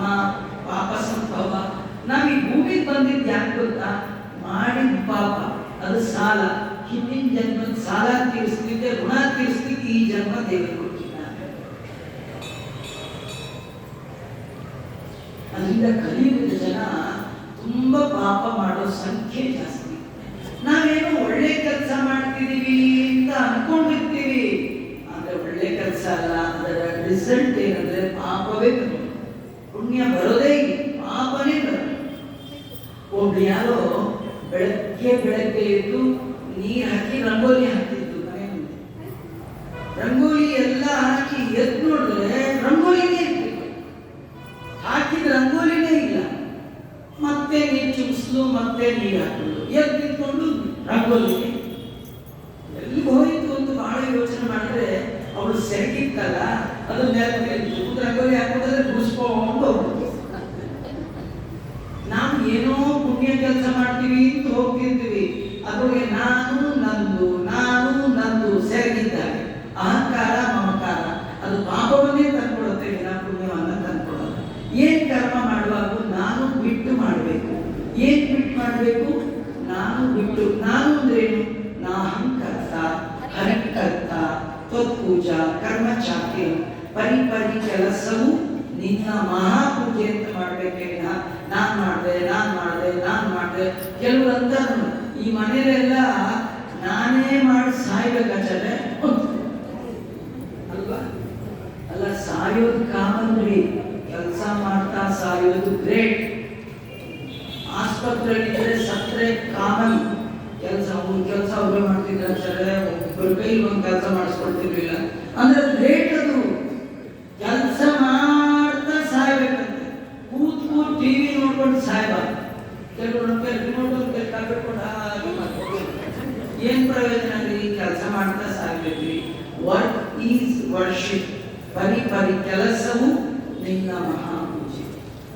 ನಾವ್ ಏನ್ ಕೆಲಸ ಮಾಡಿದ್ರು ಕರ್ತೃ ಭಾವ ಬಿಟ್ಟು, ಫಲದ ಕಾಮನೆ ಬಿಟ್ಟು ಕರ್ಮವನ್ನ ಮಾಡ್ಬೇಕು. ಅದನ್ನ ಮಾಡಲ್ಲ, ಬರೀ ಪಾಪ. ವೇದವ್ಯಾಸ ದೇವರು ಯೋಚನೆ ಮಾಡ್ತಾರೆ, ಇಷ್ಟು ಪಾಪ ಮಾಡ್ತಾರಲ್ಲ, ಇವರು ಮಾಡಿದ ಎಲ್ಲ ಪಾಪಗಳ ಪ್ರಾಯಶ್ಚಿತ್ತವಾಗಿ ಇವ್ರಿಗೆ ಏನಾದರೂ ಒಂದು ಉಪಾಯ ಕೊಡ್ಬೇಕು ಯೋಚನೆ ಮಾಡಿ ಕೊಟ್ಟದ್ದೇ ಶ್ರೀಮದ್ ಭಾಗವತ. ಈ ಭಾಗವತವನ್ನ ಯಾರು ಹೇಳ್ತಾರೆ, ಭಾಗವತ ಯಾರು ಕೇಳ್ತಾರೆ, ಅವರು ಎಲ್ಲ ಪಾಪಗಳಿಂದ ಮುಕ್ತರಾಗ್ತಾರೆ. ಅಲ್ಲ, ಅಂಥದ್ರೊಳಗೆ ಏನ್ ಹೇಳಿದೆ? ಏನಂತ ಜಾಸ್ತಿ ಏನ್ ಹೇಳಿಲ್ಲ, ಎರಡೇ ಎರಡು ಕಥೆ ಇದೆ ಭಾಗವತದಲ್ಲಿ. ಒಂದು ಭಗವಂತನ ಕಥೆ ಇದೆ, ಇನ್ನೊಂದು ಭಗವಂತನ ಭಕ್ತರ ಕಥೆ. ನೋಡಿ, ಮೊದಲು ಭಕ್ತರ ಕಥೆ, ಆಮೇಲೆ ಭಗವಂತನ ಕಥೆ. ಯಾಕೆ ಗೊತ್ತಾ? ಭಕ್ತರು ನಮ್ಗೆಲ್ಲ ಗುರುಗಳಿದ್ದಾರೆ. ಅವರು ದೇವರಲ್ಲಿ ಭಕ್ತಿ ಮಾಡಿ ದೇವರನ್ನು ಕಂಡವರು. ನಮ್ಗೆ ಲೆಸನ್ ಮೆಸೇಜ್ ಕೊಡ್ತಾರೆ. ನಿಮ್ಗೆ ದೇವರು ನೋಡೋ ಆಸೆ ಇದೆಯಾ? ಆಗ ನಾವು ಮಾಡಿ ನಾವು ನಮ್ಮ ಲೈಫ್ ಸ್ಟೈಲ್ ಹೇಗೆ ಇಟ್ಕೊಂಡಿದ್ವಿ, ನೀವು ಹಾಗೆ ಇಟ್ಕೊಳ್ಳಿ. ದೇವರು ನೀವು ಖಂಡಿತ ಹೌದಾ? ನೀವು ದೇವರನ್ನು ಹುಡ್ಕೊಂಡು ಎಲ್ಲಿ ಹೋಗ್ಬೇಡಿ. ನೋಡಿ, ಧ್ರುವ ದೇವರು ಹುಡ್ಕೊಂಡು ಹೋಗಿದ್ದ, ಪ್ರಹ್ಲಾದ ಹೋಗಿದ್ದ, ಗಜೇಂದ್ರ ಹೋಗಿದ್ದ. ಶಬರಿ ಮತಂಗ ಋಷಿಗಳು ಹೊರಟಾಗ ಕೈ ಮುಗಿದು ಹೇಳಿದ್ರು, ಸ್ವಾಮಿ ನೀವೆಲ್ಲಿ ಹೋಗ್ತೀರೋ ನಾನು ಕರ್ಕೊಂಡು ಹೋಗ್ಬಿಡಿ. ಅಲ್ಲಮ್ಮ, ನೀವು ತುಂಬಾ ವರ್ಷದಿಂದ ನಮ್ಮ ಆಶ್ರಮದಲ್ಲಿದ್ದೆ, ಅಣ್ಣನ ಮುದುಕಿ, ನೀ ಎಲ್ಲಿ ಬರ್ತೀಯ, ನೀ ಇಲ್ಲೇ ಇರು ಅಂತ. ಶಬರಿ ಅಂತು, ನಿಮ್ಮ ಆಶ್ರಮದಲ್ಲಿ ನಾನು ಯಾಕಿದ್ದೆ ಅಂದ್ರೆ, ನೀವು ದೊಡ್ಡವರು, ನಿಮ್ಮ ಹತ್ರ ದೇವರು ಬರ್ತಾನೆ, ಆಗ ನನಗೂ ನೋಡೋ ಚಾನ್ಸ್ ಸಿಗತ್ತೆ ಅಂತ ದೊಡ್ಡವ್ರ ಜೊತೆ ಇದ್ದೆ. ನೀವೇ ಊರು ಬಿಟ್ಟು ಹೋದ್ಮೇಲೆ ನನಗೆ ದೇವರೇ ಬರ್ತಾನೆ ಅಂತ ಹೇಳ್ತಾರೆ. ಹಾಗನ್ಬೇಡ, ದೇವರಿಗೆ ದೊಡ್ಡವರು ಚಿಕ್ಕವರು ಏನ್ ಭಾವನೆ ಇಲ್ಲ, ಭಕ್ತಿ ಇದ್ರೆ ಸಾಕು. ದೇವರು ನೀನು ಹುಡ್ಕೊಂಡು ಹೋಗ್ಬೇಡ, ನಿನ್ನ ಹುಡ್ಕೊಂಡು ಅವನೇ ಬರ್ತಾನೆ. ರಾಮನೇ ಬಂದದ್ದೇನ, ಶಬರಿ ಹೋದದ್ದಲ್ಲ. ಹೌದಾ? ದ್ರೌಪದಿ ಹೋಗಿ ಸೀರೆ ಇಸ್ಕೊಂಡು ಕುತ್ಕೊಂಡಿದ್ದಲ್ಲ, ಇದ್ದಲ್ಲೇ ಸೀರೆ ಬಂದದ್ದೇನ. ಭಗವಂತ ಇದ್ದಲ್ಲೇ ಉದ್ಧಾರ ಮಾಡ್ತಾನೆ, ಅವನು ಹುಡ್ಕೊಂಡು ನೀವು ಹೋಗ್ಬೇಡಿ. ಅದರಿಂದ ಇದ್ದಲ್ಲೇ ಉದ್ಧಾರ ಆಗ್ಬೇಕು ಅಂತ ಆಸೆ ಇದ್ರೆ ನಾವು ನಮ್ಮ ಜೀವನದ ಶೈಲಿ, ನಡೆ ಮತ್ತು ನುಡಿ ನೆಟ್ಟಿದ್ರೆ ಭಗವಂತ ತಾನೇ ಬರ್ತಾನೆ. ನಮ್ದು ನಡೆ ನೆಟ್ಟಿಲ್ಲ, ನುಡಿ ನೆಟ್ಟಿಲ್ಲ. ನಡೆಯಲ್ಲಿ ಧರ್ಮ, ನುಡಿಯಲ್ಲಿ ಸತ್ಯ. ಬರ್ತಾನೆ ಅಂತ ಸತ್ಯದ ಧರ್ಮದ ನಡೆಯಲ್ಲಿ ನುಡಿಯಲ್ಲಿ ನಡೆದ ಮಹಾತ್ಮರು ಭಗವಂತನ ಭಕ್ತರು. ಅವರ ಕತೆ ಅಂಬರೀಷ, ಧ್ರುವ, ಸಗರ, ಭಗೀರಥ, ಪ್ರಹ್ಲಾದ, ಅಂಬರೀಷ ಎಲ್ಲ ಭಗವದ್ ಭಕ್ತರ ಕತೆ. 9 ಸ್ಕಂದಗಳು. 1ನೇ ಸ್ಕಂದದಲ್ಲಿ ಕೃಷ್ಣನ ಕಥೆ ಇಲ್ಲ, 2ನೇ ಸ್ಕಂದದಲ್ಲಿಲ್ಲ, 3ರಲ್ಲಿಲ್ಲ, 4ರಲ್ಲಿಲ್ಲ, 5ರಲ್ಲಿಲ್ಲ, 6ರಲ್ಲಿಲ್ಲ, 7ರಲ್ಲಿಲ್ಲ, 8ರಲ್ಲಿಲ್ಲ, 9 ಆದ್ಮೇಲೆ ಬರೋದು ಕೃಷ್ಣನ ಕಥೆ.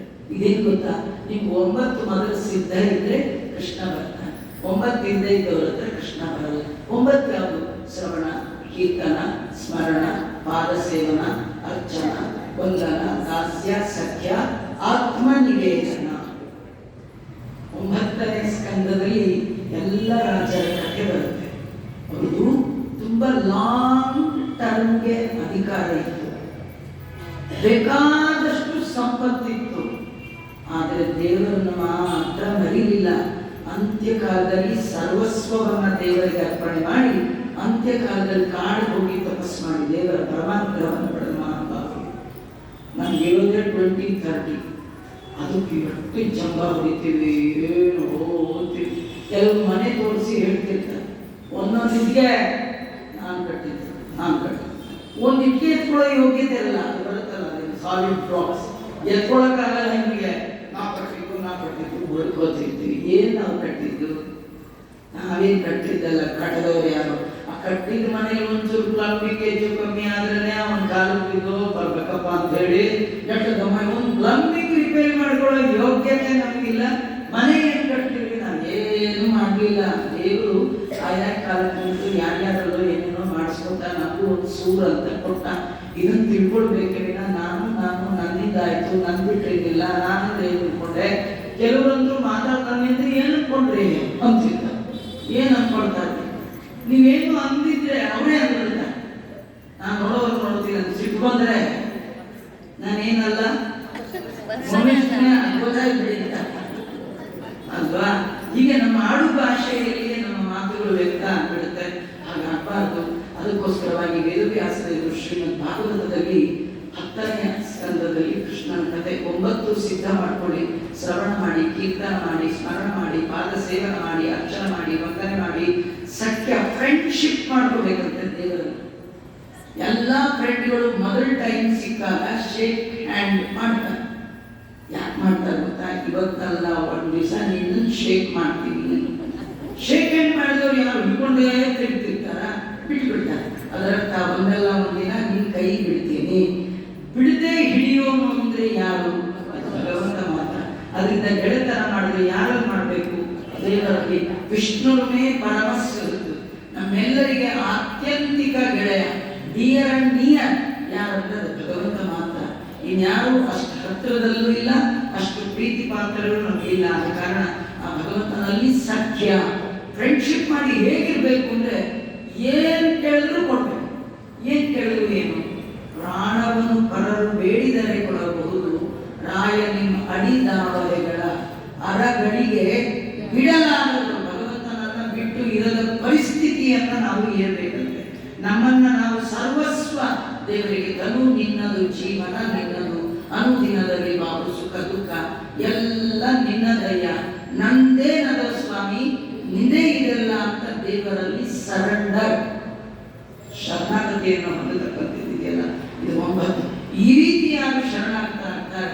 ಅವರಿಗೆ ನಾನು ಸಿಗ್ತೇನೆ, ನನ್ನ ಅನುಗ್ರಹ ಆಗುತ್ತೆ ಅಂತ ತೋರಿಸಿಕೊಟ್ಟ ಕತೆ 10ನೇ ಸ್ಕಂದದಲ್ಲಿ ಬಂದ ಕೃಷ್ಣನ ಕತೆ.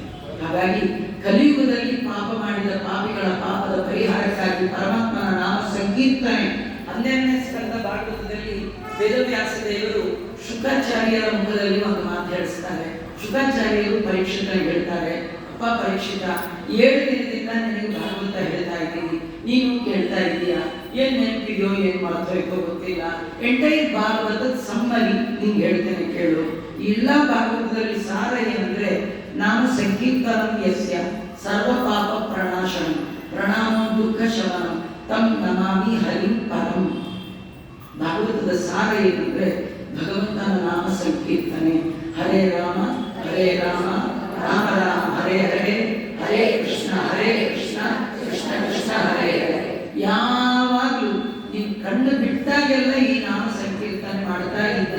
ಆದರೆ ದೇವರ ಅನುಗ್ರಹ ಹೇಗಾಗುತ್ತೆ? ನಿಮಗೆ ಎಲ್ಲ ಪಾಪ ನೋಡಿ, ಕನ್ನಡಿ ಒಳಗೆ ಮಿರರ್ ಧೂಳಿದ್ರೆ ಮುಖ ಕಾಣಲ್ಲ, ಧೂಳು ಹೋಗ್ಬಿಟ್ರೆ ಮುಖ ಕಾಣಲ್ಲ. ಹೃದಯದ ಒಳಗೆ ನಾನು ನಂದು ಅನ್ನುವ ಧೂಳಿದ್ರೆ ಹೃದಯದ ಒಳಗಿರುವ ದೇವರು ಕಾಣ. ನಾನು ನಂದು ಬಿಟ್ಟು ಬಿಟ್ರೆ, ದೇವರ ಸಂಕೀರ್ತನೆ ಮಾಡ್ತಿದ್ರೆ ಒಳಗಿರುವ ದೇವರು ಎಲ್ಲರಿಗೆ ಕಾಣ್ತಾನೆ. ಅಂತರಂಗದೊಳಗೆ ಹರಿಯ ಕಾಣದವ ಹುಟ್ಟು ಕುರುಡ. ನಾವೆಲ್ಲ ಕುರುಡು, ನಮ್ಗೆ ದೇವರು ಕಾಣ್ತಿಲ್ಲ. ಊರಲ್ಲಿರೋದೆಲ್ಲ ಕಾಣುತ್ತೆ, ಕಾಣ್ಬೇಕಾದ್ರೆ ಕಾಣ್ತಿಲ್ಲ. ಈ ಕಣ್ಣಿನ ಕೆಟ್ಟ ಬುದ್ಧಿ ಏನ್ ಗೊತ್ತಾ? ಕಣ್ಣು ಎಲ್ಲಾರನ್ನೂ ನೋಡುತ್ತೆ, ಆದ್ರೆ ತನ್ನನ್ನ ರಕ್ಷಣೆ ಮಾಡುವ ರೆಪ್ಪೆಯನ್ನ ಎಲ್ಲಾದ್ರೂ ನೋಡಿದೀಯ? ಕನ್ನಡಿ ಮುಂದೆ ಅರ್ಧ ಗಂಟೆ ಇಟ್ಕೊಂಡು ಅಲಂಕಾರ ಮಾಡ್ಕೊಳ್ತೀವಿ, ರೆಪ್ಪೆ ಸರಿಗಿದೆಯೋ ಅಂತ ಯಾರು ನೋಡ್ಕೊತಾರೆ? ರೆಪ್ಪೆ ಬಗ್ಗೆ ಕಾಳಜಿನೇ ಇಲ್ಲ. ತುಂಬಾ ಜನಕ್ಕೆ ಕಣ್ಮೇಲೆ ಒಂದು ರೆಪ್ಪೆ ಇದೆ ಅನ್ನೋದೇ ಗೊತ್ತಿಲ್ಲ. ಅದೇನು ಏನು ರೆಪ್ಪೆ ಇದೆ, ಎಲ್ಲರಿಗೂ ಇದೆ, ನಮಗೂ ಇದೆ ಅಂತ ಇದೆ ಅಂತ ಹೇಳ್ಬೇಡಿ. ಇಲ್ಲದೆ ಇದ್ರೆ ಹೇಗಿರ್ತಿದ್ರಿ? ಸ್ವಲ್ಪ ರೆಪ್ಪೆ ಗಟ್ಟಿ ಕೆಟ್ಟದಾಗಿ ಇಟ್ಟಿದ್ವಿ ಇದ್ರೆ ದೇವರು ಎಷ್ಟು ಅದ್ಭುತವಾದ ರೆಪ್ಪೆ ಕೊಟ್ಟು. ನೋಡಿ, ನೀವು ಗಾಡಿ ಒಳಗೆ ಹೋಗುವಾಗ ಧೂಳು ಬಂದ್ರೆ ನೀವು ಇಮ್ಮಿಡಿಯೇಟ್ ದಾರ ಹಾಕಿ ರೆಪ್ಪೆ ನಡ್ಕೋಬೇಕಾಗುತ್ತೆ. ಅದೇ ಬಂದು ಎಷ್ಟು ಪ್ರೊಟೆಕ್ಷನ್ ಮಾಡುತ್ತೆ. ನಿಮ್ಗೆ ಆಪತ್ತು ಬಂದಾಗೆಲ್ಲ ಭಗವಂತ ನಿಮ್ಮನ್ನು ರಕ್ಷಣೆ ಮಾಡಿದ್ದಾನೆ, ಆದ್ರೆ ಅವನು ರಕ್ಷಣೆ ಮಾಡಿದ್ರ ಬಗ್ಗೆ ನಿಮಗೆ ಎಚ್ಚರಿಕೆ ಇಲ್ಲ. ರೆಪ್ಪೆ ಇಷ್ಟು ಸತಿ ಮುಚ್ಕೊಳ್ಳುತ್ತೆ. ಒಂದ್ ಸತಿ ನಾನು ಮಲ್ಕೊಳ್ಳುವಾಗ ಏನು ಹೆಲ್ಪ್ ಮಾಡಿದೆಯಪ್ಪ ರೆಪ್ಪೆ, ಥ್ಯಾಂಕ್ಸ್ ಅಂತ ಯಾರು ಹೇಳಿದೀವ? ಹಾಗೆ ದೇವರಿಗೂ ಮರೆತು ಬಿಟ್ಟಿದ್ದೀವಿ. ದೇವರು ಕಣ್ಣಿಗೆ ಎವೆಯಿಂದದಲ್ಲಿ ಆ ಭಗವಂತ ನನ್ನ ಮರೆತು ನಡೆಸುವ ಬದುಕು ಇದೆಯಲ್ಲ, ಅದು ಮಹಾ ಅನ್ಯಾಯದ ಬದುಕು. ದೇವರ ಸ್ಮರಣೆ ಬೇಕು. ಅದಕ್ಕೋಸ್ಕರವಾಗಿ ಯಾರು ಭಗವಂತ ನಾನು ಸಂಕೀರ್ತನೆ ಮಾಡ್ತಾ ಇದ್ದಾರೆ, ದೇವರು ಎಲ್ಲ ಪಾಪವನ್ನ ಪರಿಹಾರ ಮಾಡ್ತಾನೆ. ಎಂಥ ಪಾಪ ಮಾಡಿ ನೋಡಿ. ಅಚಲ ಈಗ ನಂಬೋದು ಹೇಗೆ? ಇನ್ಯಾವುದ ಫೋನ್ ಸೌಂಡ್ ಮಾಡಿದ್ರೆ ಆ ಫೋನ್ ಹುಣ್ಣಿಗೆ ಹಾಕೋಗ್ಬಿಡಿ.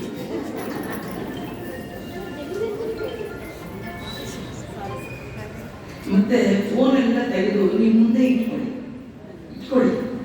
ಅದು ಮ್ಯೂಟ್ ಆಗಿದೆಯಾ ನೋಡ್ಕೊಳ್ಳಿ ಅಷ್ಟೇ. ನಾನು ಮ್ಯೂಟ್ ಮಾಡ್ಕೊಂಡು ಸುಮಾರು 8 ಕಾಲು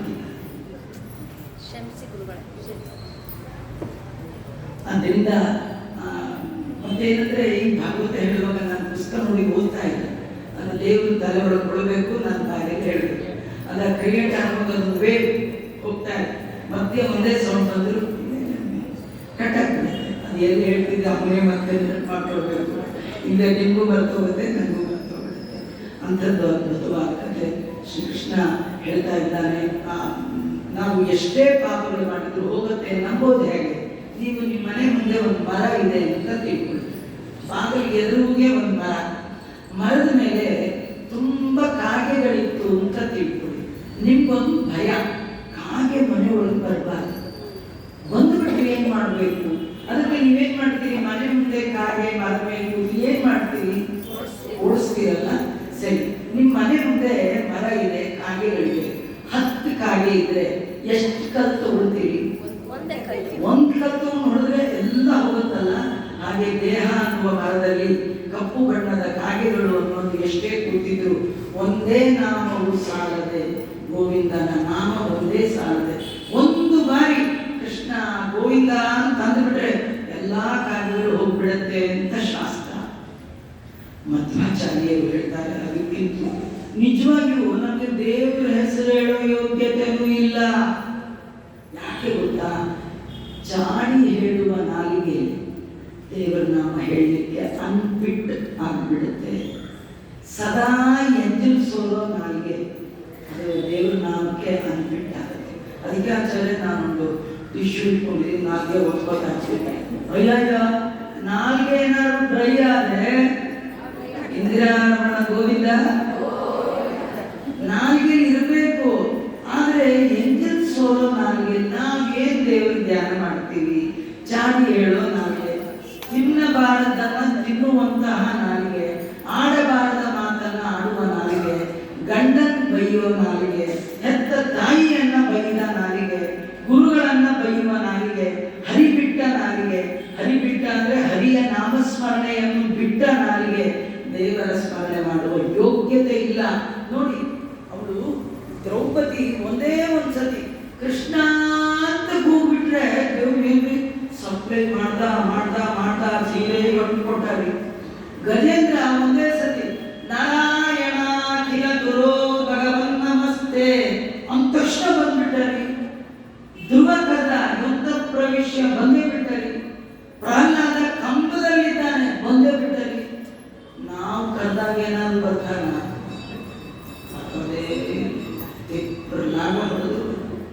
ಯಾಕಂದ್ರೆ ಕರೀಲಿಕ್ಕೆ ಫಿಟ್ ಪರ್ಸನಾಲಿಟಿ ಬೇಕು.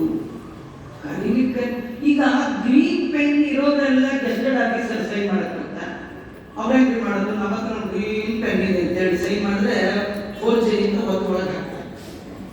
ನಾಲ್ಗೆ ಇದೆ ಅಂತೇಳಿ ಎಲ್ಲರೂ ನಾಮಸ್ಮರಣೆ ಮಾಡಿ ದೇವರು ಓಡೋಡು ಬರಲ್ಲ. ಎಲಿಜಿಬಿಲಿಟಿ ಬೇಕು.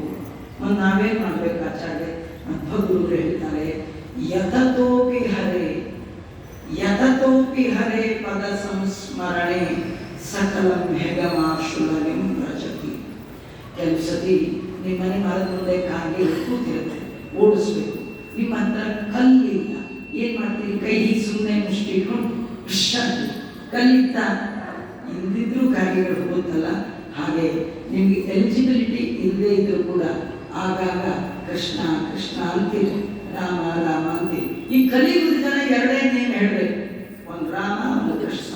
ಯಾಕಂದ್ರೆ ಈ ಕಲಿಯುಗಕ್ಕೆ ಹತ್ತಿರದ ಯುಗ ದ್ವಾಪರ, ಅಲ್ಲಿ ಬಂದದ್ದು ಕೃಷ್ಣ, ಅದರಿಂದ ಬಂದದ್ದು ರಾಮ.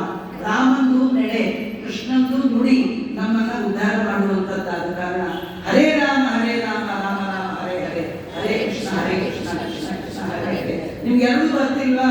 ಕೃಷ್ಣ ರಾಮ ರಾಮ ಕೃಷ್ಣ ಕೃಷ್ಣ ರಾಮ ರಾಮ ಅಂತ ಯಾವಾಗಲೂ ಇನ್ನೊಬ್ಬರಿಗೆ ತೊಂದರೆ ಆಗುವ ಹಾಗಬೇಡಿ. ಮನಸ್ಸಿನಲ್ಲೇ ಅಲ್ಲಿ ಬಾಯಿ ಬಿಟ್ಟು ಹೇಳಿದ್ದು ಮನಸ್ಸಿನಲ್ಲಿ ಅಂದ್ರೆ ತುಂಬಾ ಪುಣ್ಯ.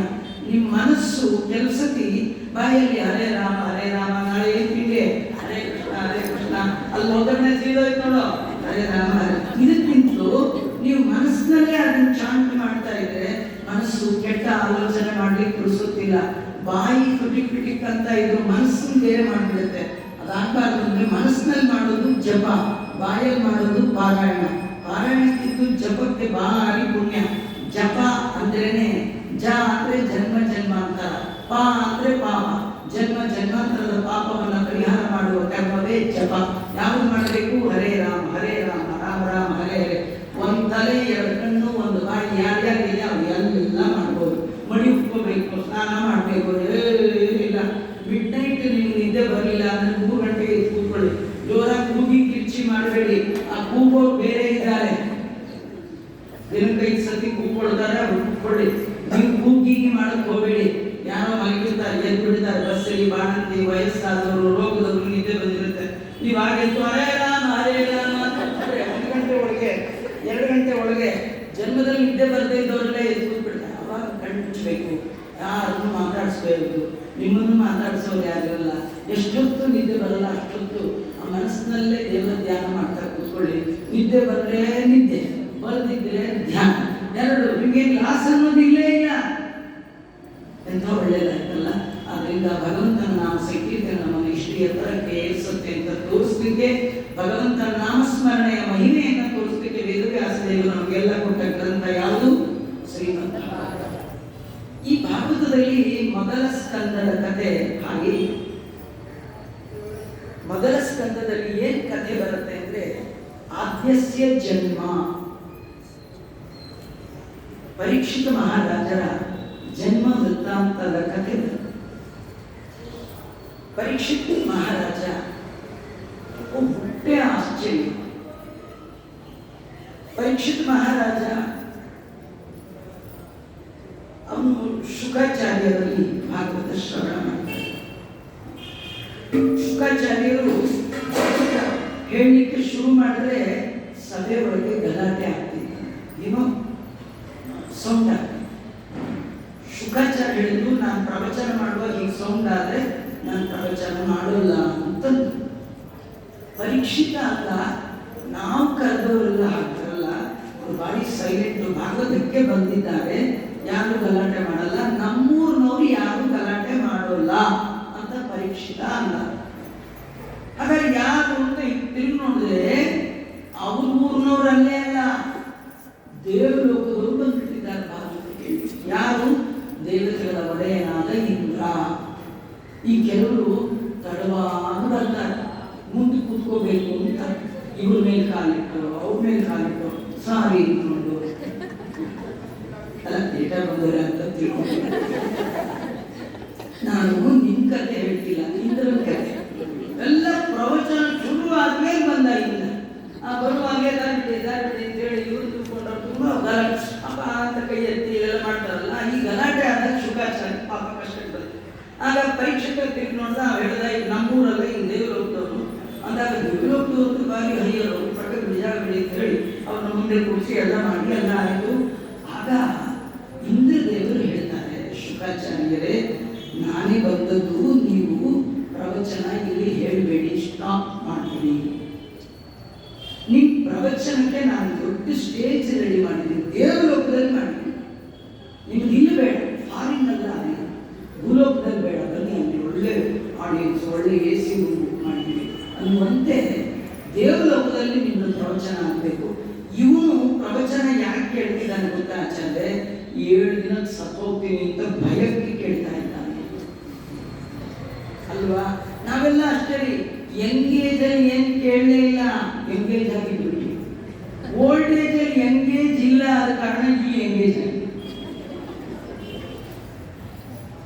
ನಾವು ಸಣ್ಣ ವಯಸ್ಸಿನಲ್ಲಿ ನಮಗೆ ಸಾವು ಅನ್ನೋ ಭಯನೇ ಗೊತ್ತಿಲ್ಲ, ಸಂಸಾರದಲ್ಲಿರೋ ಭಯನೇ ಗೊತ್ತಿಲ್ಲ. ನಾವು ಆಡಿದ್ದೆ ಆಟ, ಕುಡಿದ್ದೆ ಲಗ್ಗೆ, ತಿದ್ದದ್ದೇ ತಿದ್ದದ್ದು, ಕುಣಿದದ್ದೇ ಕುಣಿದದ್ದು. ಆಗ ಸಾವು ಅನ್ನೋ ಶಬ್ದ ನಮ್ಮ ಕಿವಿಗೆ ಬಿದ್ದಿರಲಿಲ್ಲ. ಈಗ 50 ಆದ್ಮೇಲೆ 40 ಆದ್ಮೇಲೆ ಗೊತ್ತಾಯ್ತಾ, ಹಿಂದಿನ ಮನೆ ಹೋಗ್ಬಿಟ್ರೆ ಹೌದಾ ಅಂತ ಇರ್ತೀವಿ. ಮಕ್ಕಳ ಮನೆ ದಿನಗಳಾದ್ರೆ ಒಂದಲ್ಲ ಒಂದು ನ್ಯೂಸ್ ಕೇಳಿ ಯಾವಾಗಲೂ ಒಮ್ಮೆ ಭಯ, ಅಯ್ಯೋ ನಮಗೂ ಇಂಥ ಉತ್ಸವ ಹೋಗೋದೆ, ಮೋಟ್ರಲ್ಲಿ ರಾಮನಾಮ್ ಸತ್ಯ ಹೋಗೋದೆ, ಭಯ ಆಗ್ಬಿಡುತ್ತೆ. ಅವಾಗ ಏನನ್ಸುತ್ತೆ, ಓ ಸಾಯಕ್ಕೆ ಮುಂಚೆ ಏನಾದ್ರು ಮಾಡ್ಬೇಕಪ್ಪ, ದೇವರು ಮಾಡ್ಬೇಕಪ್ಪ ಅಂದ್ರೆ ಭಯದಿಂದ ಭಾಗವತ ಕೇಳಿ ಕೂತಿದ್ದಾನೆ. ನಾವೆಲ್ಲ ಭಯದಿಂದ ಭಾಗವತ ಕೇಳಬಾರ್ದು, ಭಕ್ತಿಯಿಂದ ಭಾಗವತ ಕೇಳಬೇಕು. ದೇವರ ಹತ್ರ ಭಯಪಟ್ಟು ಹೋಗಬೇಡಿ. ಪುಟ್ಟ ಮಕ್ಕಳು ಅಮ್ಮನ ಹತ್ರ ಭಯಪಟ್ಟು ಹೋಗ್ತಾರ? ಭಯಪಟ್ಟು ಯಾರ ಹತ್ರ ಹೋಗ್ತಾರೆ? ಹೋಮ್ವರ್ಕ್ ಮಾಡದಿದ್ರೆ ಟೀಚರ್ ಹತ್ರ ಹೋಗ್ಬೇಕಾದ್ರೆ ಮಾತ್ರ ಭಯ.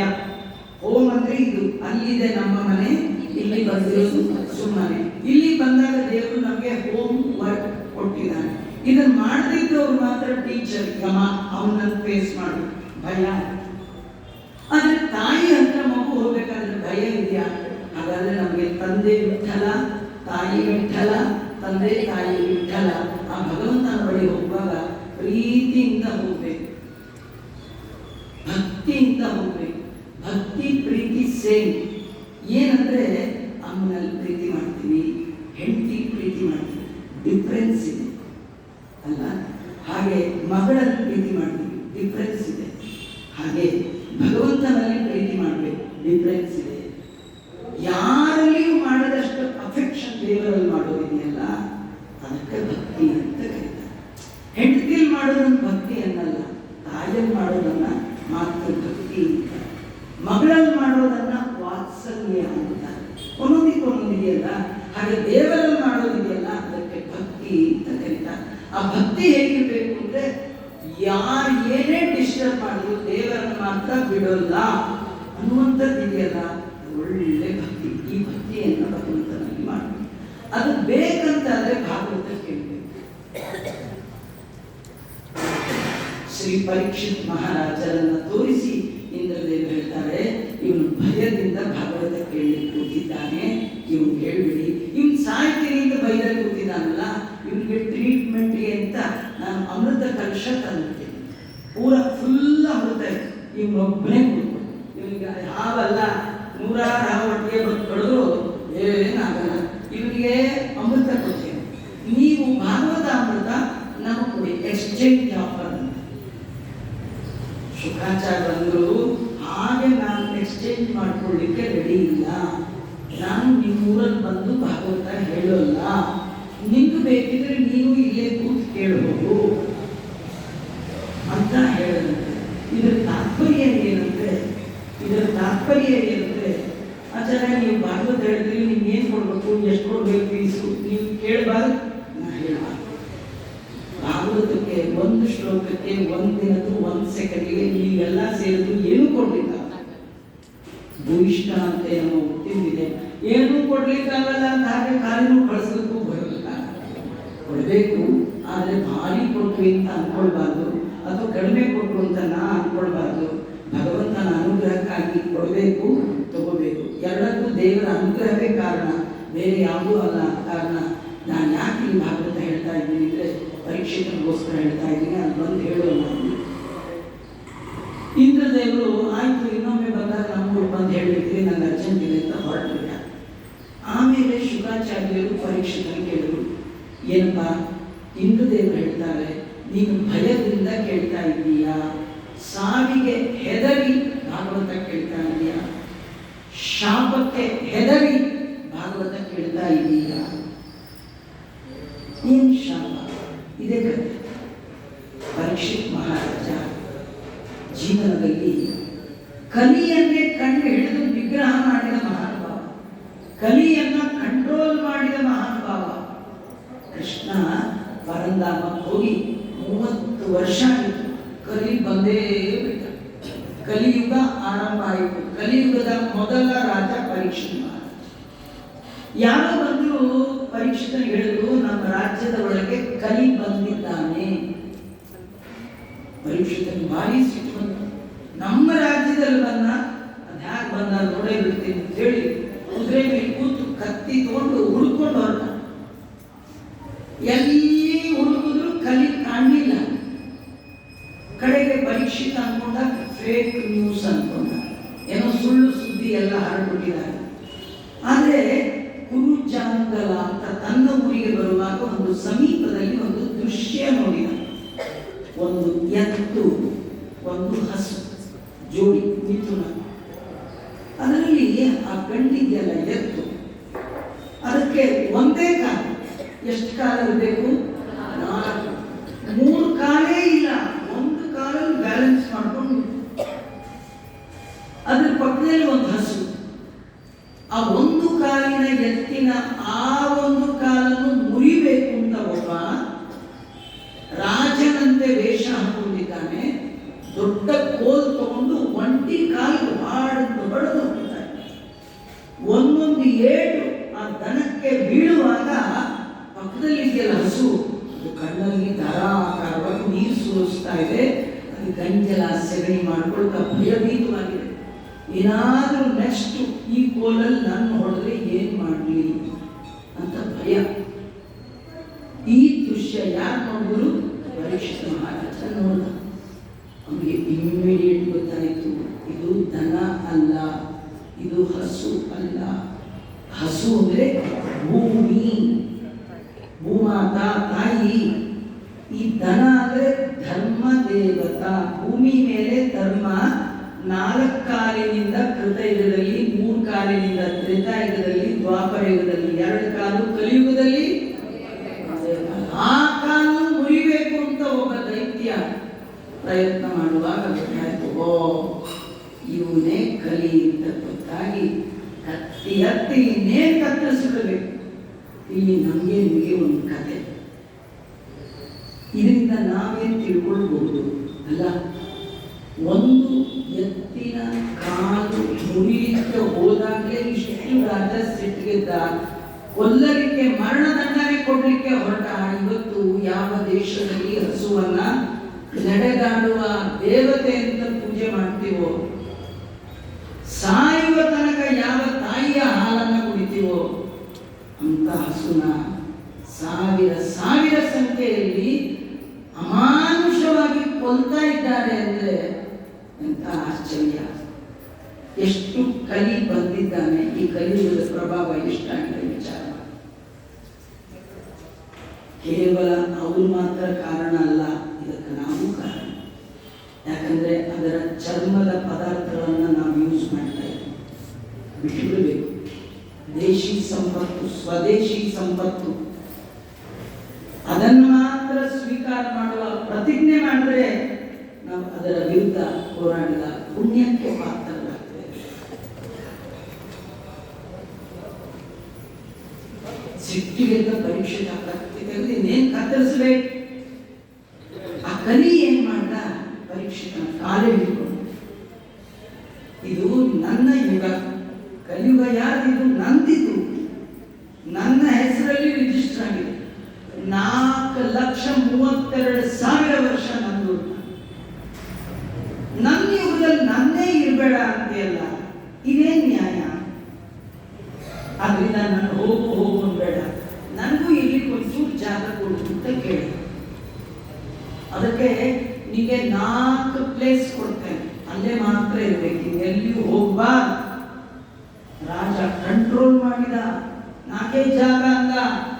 ಎಲ್ಲಿಂದ ಎಲ್ಲಿ ಮದ್ಯದ ಅಂಗಡಿ ಇರುತ್ತೆ, ಮದ್ಯ ಅಲ್ಲಿ ಸುಳ, ಎಲ್ಲಿ ಸುಳ್ಳಿದೆ ಅಲ್ಲಿ, ಎಲ್ಲಿ ಕಳ್ಳತನ ಇದೆ ಅಲ್ಲಿ, ಎಲ್ಲಿ ದೇಹ ಮಾರುವ ಹೆಣ್ಣುಗಳಿದೆ ಅಲ್ಲಿ 4 ಕಡೆ ಇರಬೇಕು, ಇನ್ನೆಲ್ಲೂ ಹೋಗ್ಬಾರ್ದು. ಕಲಿಯಲ್ಲ. ನಮ್ದು ಟರ್ಮ್ ಇರೋದು 4 ಲಕ್ಷ ಅಲ್ಲ, 4,32,000 ವರ್ಷ. ಇನ್ನೊಂದು ಜಾಗ ಕೊಡ್ತೀಯಾ ಅಂತ ಕೇಳಿ. ಈ ಕಥೆ ಒಳಗೆ ನಮ್ಗೇನ್ ಮೆಸೇಜ್ ಇದೆ, ಸಂದೇಶ ಇದೆ, ನಾವೇ ತಿಳ್ಕೊಳ್ಬೇಕು ಅಂದ್ರೆ, ದೇವರು ಕೊಟ್ಟಿದ್ರಲ್ಲಿ ಯಾರಿಗೆ ತೃಪ್ತಿ ಇದೆ ಅವ್ರ ಮನೆ ಕಲಿ ಬಂದಿಲ್ಲ ಅಂತ ಅರ್ಥ. ಕೊಟ್ಟ ಮೇಲೂ ಇನ್ ಸ್ವಲ್ಪ ಬೇಕು ಅನ್ನೋ ಬುದ್ಧಿ ಯಾರಿಗಿದೆಯಲ್ಲ, ಕಲಿ ಬಂದ ಅಂತ.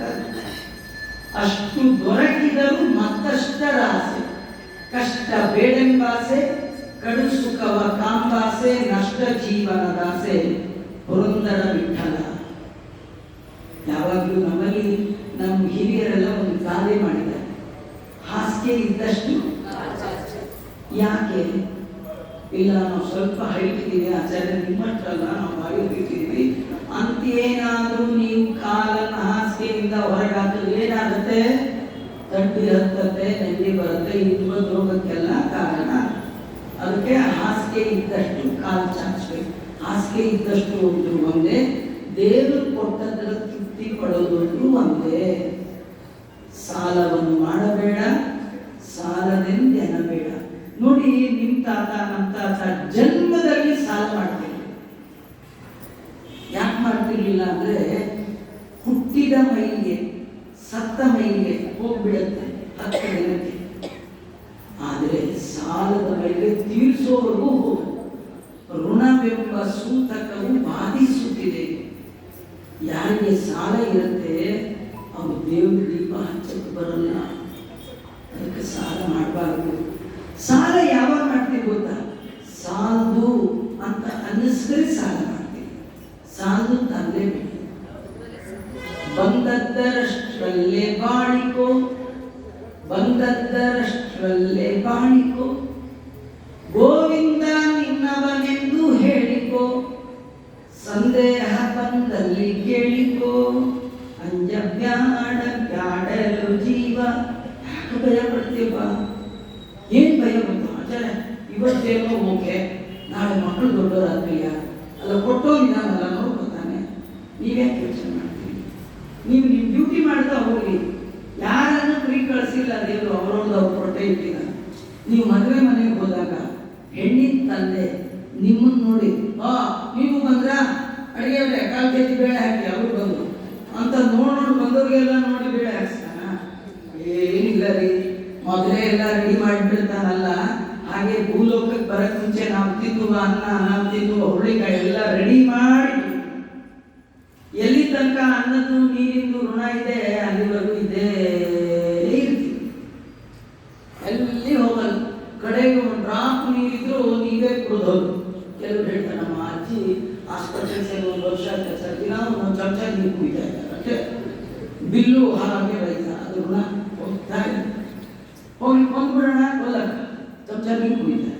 ಅಂದ್ರೆ ಆ ನೀರಿನ ಋಣ ಇರೋವರೆಗೂ ಇರಲೇಬೇಕು.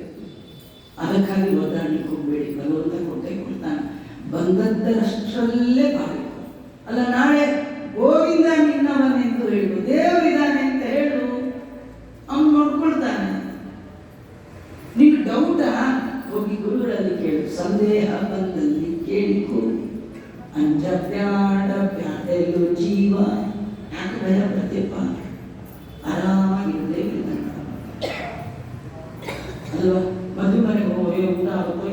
ದುಡ್ಡು ಕೊಡ್ತಾರೋ ಇಲ್ಲ, ನಂಗೆ ತುಂಬ ಭಯ, ಅದಕ್ಕೆ ಪ್ಲಾಸ್ಟರ್ ಕಾಫಿ ಹಾಕೊಂಡು ಹೋಗ್ತೀನಿ ಅಂತ ಯಾರು ಅಂತಾರೆ. ಯಾಕ್ರಿ ಮೂತಿಗೆ ಹಿಡಿತಾರೆ ಹೋಗ್ರಿ ಕಾಫಿ. ಬೇಕಾದ್ರೆ ನೀವು ಮದುವೆ ಮನೆಯಲ್ಲಂತೂ ಎಷ್ಟು ಚಲ್ತೀವಿ. ಅನ್ನ ಇದೆ, ದೊಡ್ಡಗತ್ತಿ ತುಂಬ ಇದ್ದಾರೆ, ಒಂದೊಂದು ತಟ್ಟೆ ಒಳಗು ಆ ಪೂರಿ ಸಾಗು ಎಷ್ಟು ಚಲ್ತೀವಿ ಅಂದರೆ ತೃಪ್ತಿಯಾಗಿ ಚೆಲ್ಲುವಷ್ಟು ದೇವರು ಕೊಡ್ತಾನೆ ನಿಮಗೆ. ಯಾಕೆ ಸುಮ್ಮನೆ ಆಸೆ ಪಡ್ತೀವಿ? ಕೆಲವು ಸತಿ ಅಂತೂ ಮನೆ ತುಂಬ ಪೂರಿ ಇರುತ್ತೆ, ತಿನ್ನೋಕ್ಕೆ ಕಡಲೆ ಇರುತ್ತೆ, ಕಲ್ಲೇ ಇರುತ್ತೆ, ಕೆಲವು ಹಲ್ಲು ಕಡಲೆನೇ ಹೀಗೆಲ್ಲ ಮಾಡ್ಬಿಡ್ತಾನೆ. ಅದರಿಂದ ಕೊಡೋ ಕಾಲ ಕೊಡ್ತಾನೆ. ಯಾಕೆ ಸುಮ್ಮನೆ ಒದ್ದಾಡ್ತೀವಿ? ಸುಮ್ಮನೆ ಒದ್ದಾಡಬೇಡಿ ಅಂತ ಹೇಳಿ ಶ್ರೀ ಪರೀಕ್ಷಿತ್ ಮಹಾರಾಜ 4 ಸ್ಥಾನವನ್ನು ಕೊಟ್ಟಾಗ ಕಲಿ ಮತ್ತೆ ಕೇಳಿದ. ಆಗ ಕಲಿಗೆ ಏನ್ ಕೊಟ್ಟ ಗೊತ್ತಾ? ಜಾತರೂಪ ಮದ ಪ್ರಭು ಪುನರ್ಯಾಚಮಾನಾಯ ಜಾತರೂಪ ಮದ ಪ್ರಭು. ಮತ್ತೆ ಕೇಳಿದ ಕಲಿಗೆ ಏನ್ ಕೊಟ್ಟ ಅಂದ್ರೆ ಬಂಗಾರನೇ ಕೊಟ್ಟ. ಬಂಗಾರದಲ್ಲಿ ನೀನಿರು. ಕಲಿ ಎಲ್ಲಿದ್ದಾನೆ? ಬಂಗಾರದಲ್ಲಿದ್ದಾನೆ. ಹಾಕೊಂಡ್ರೆ ಯಾರನ್ನ ಹಾಕೊಂಡ ಹಾಗೆ? ಅಚ್ಚಾ ನೀವು ಅದೇ ಹಾಕೊಂತಿದ್ದೀರಲ್ಲ.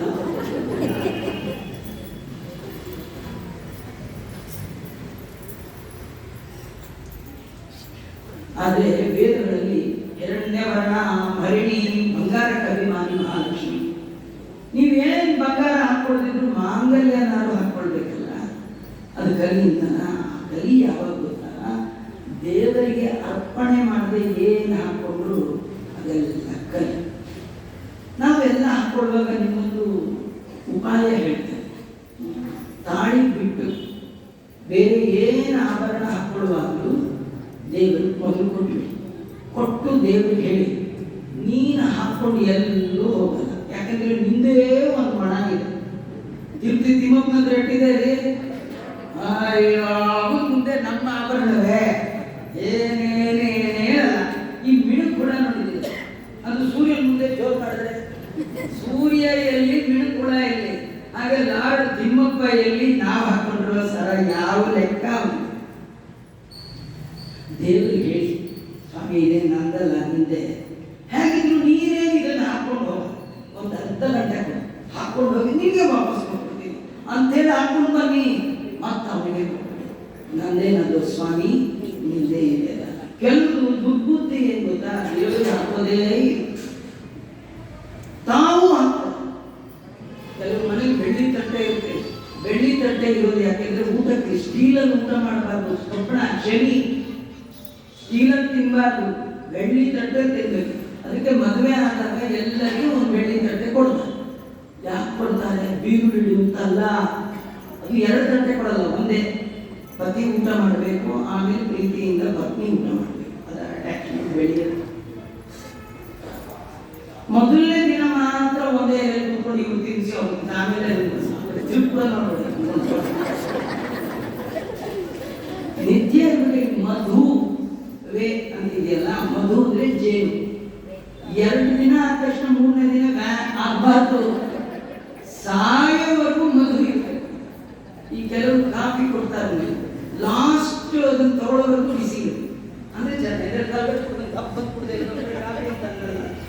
ಹಾಗಾದ್ರೆ ಮಧು ಏನು ಇದೆಲ್ಲ. ಈಗ ನೀವೆಲ್ಲ ನೋಡಿದ್ರಿ, ವಯಸ್ಸಾದವರು ನಿಮ್ಮ ಮನೆಯಲ್ಲಿನೇ ಅಜ್ಜಿ ತಾತರು ಏನು ಪ್ರೀತಿ ಎಷ್ಟು ಪ್ರೀತಿ ಮಾಡ್ತಿದ್ರು. ನೀವು ಉದಾಹರಣೆ ಹೇಳ್ತೀನಿ.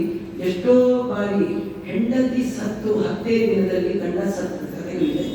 ಗಂಡ ಸತ್ತು 10 ದಿನದೊಳಗೆ ಹೇಳ್ತೀವಿ. ಅದು ಅಫೆಕ್ಷನ್, ಅದು ಪ್ರೀತಿ ಅಂದ್ರೆ, ಅದು ಲವ್ ಅಂದ್ರೆ ಅದು ಸತ್ತ ಮೇಲೆ ಸಾಯಲ್ಲ, ಇದ್ದಾಗೆ ಸಾಯಿಸು. ನೀನು ಆಮೇಲೆ ಸಾಯ್ತೇವೆ ಇಲ್ವಾ? ಅದಕ್ಕೆ ನಾನು ಈಗಲೇ ಸಾಯಿಸ್ಕೊಡ್ತೀನಿ. ನೋವೇ ಜಾಸ್ತಿ. ಬರೀ ಆ ಗಂಡನ ನೆನಪಲ್ಲಿ ಆ ತಾಯಿಯನ್ನು 8 ಜನ ಪ್ರಾಣ ಬಿಟ್ಟಿದ್ದಾರೆ. ಆ ಹೆಂಡತಿಯ ನೆನಪಲ್ಲಿ 8 ಜನ ಗಂಡಸರು ಪ್ರಾಣ ಬಿಟ್ಟಿದ್ದಾರೆ. ನಿಜವಾಗಿಯೂ ಯಂಗೇಜ್ ಅಲ್ಲಿರೋದು ಅಟ್ರಾಕ್ಷನ್, ಅಫೆಕ್ಷನ್ ಅಲ್ಲ. ಓಲ್ಡ್ ಏಜ್ ಅಲ್ಲಿ ನೋ ಅಟ್ರಾಕ್ಷನ್, ಓನ್ಲಿ ಅಫೆಕ್ಷನ್. ಅಮ್ಮ ಮಗಳು ಎಲ್ಲಾಗಿ ಹೆಂಡ್ತಿನೇ, ಅಪ್ಪ ಅಣ್ಣ ತಮ್ಮ ಎಲ್ಲಾಗಿ ಗಂಡನೇ. ಯಾಕಂದ್ರೆ ನಿಮ್ಮಿಬ್ಬರದು ಮಾತ್ರ ಅಟ್ಯಾಚ್ಮೆಂಟ್ ಲಾಂಗ್ ಟೈಮ್ ಇದೆಯಲ್ಲ. ಅಪ್ಪನೂ ಒಂದಿನ ಹೋಗ್ಬಿಡ್ತಾರೆ, ಅಮ್ಮನೂ ಹೋಗ್ಬಿಡ್ತಾರೆ, ಮಕ್ಕಳು ದೂರ ಹೊರಟೋಗ್ತಾರೆ. ಕಡೆ ಉಳಿಯೋದು ಯಾರು? ಹಳೆ ಹೆಂಡತಿ, ಹಳೆ ಹೆಂಡತಿ ಪಾಲ್ಗೊಳ್ಳಿ ಅಲ್ಲ, ಹಳೆ ಹೆಂಡತಿ ಹೋಗಿ ಹಳೆ ಗಂಡ ಅನ್ಬಾರ್ದು. ಹಾಗಾದ್ರೆ ಹಳೆ ಹೆಂಡತಿ ಹಳೆ ಗಂಡ ಅಲ್ಲ, ಹಳೆ ಹೆಂಡತಿ ಪಾಲ್ಗೊಳ್ಳಿ. ಹಳೆ ಗಂಡ ಡೈಲಿ ಒಂದು ಗಂಟೆ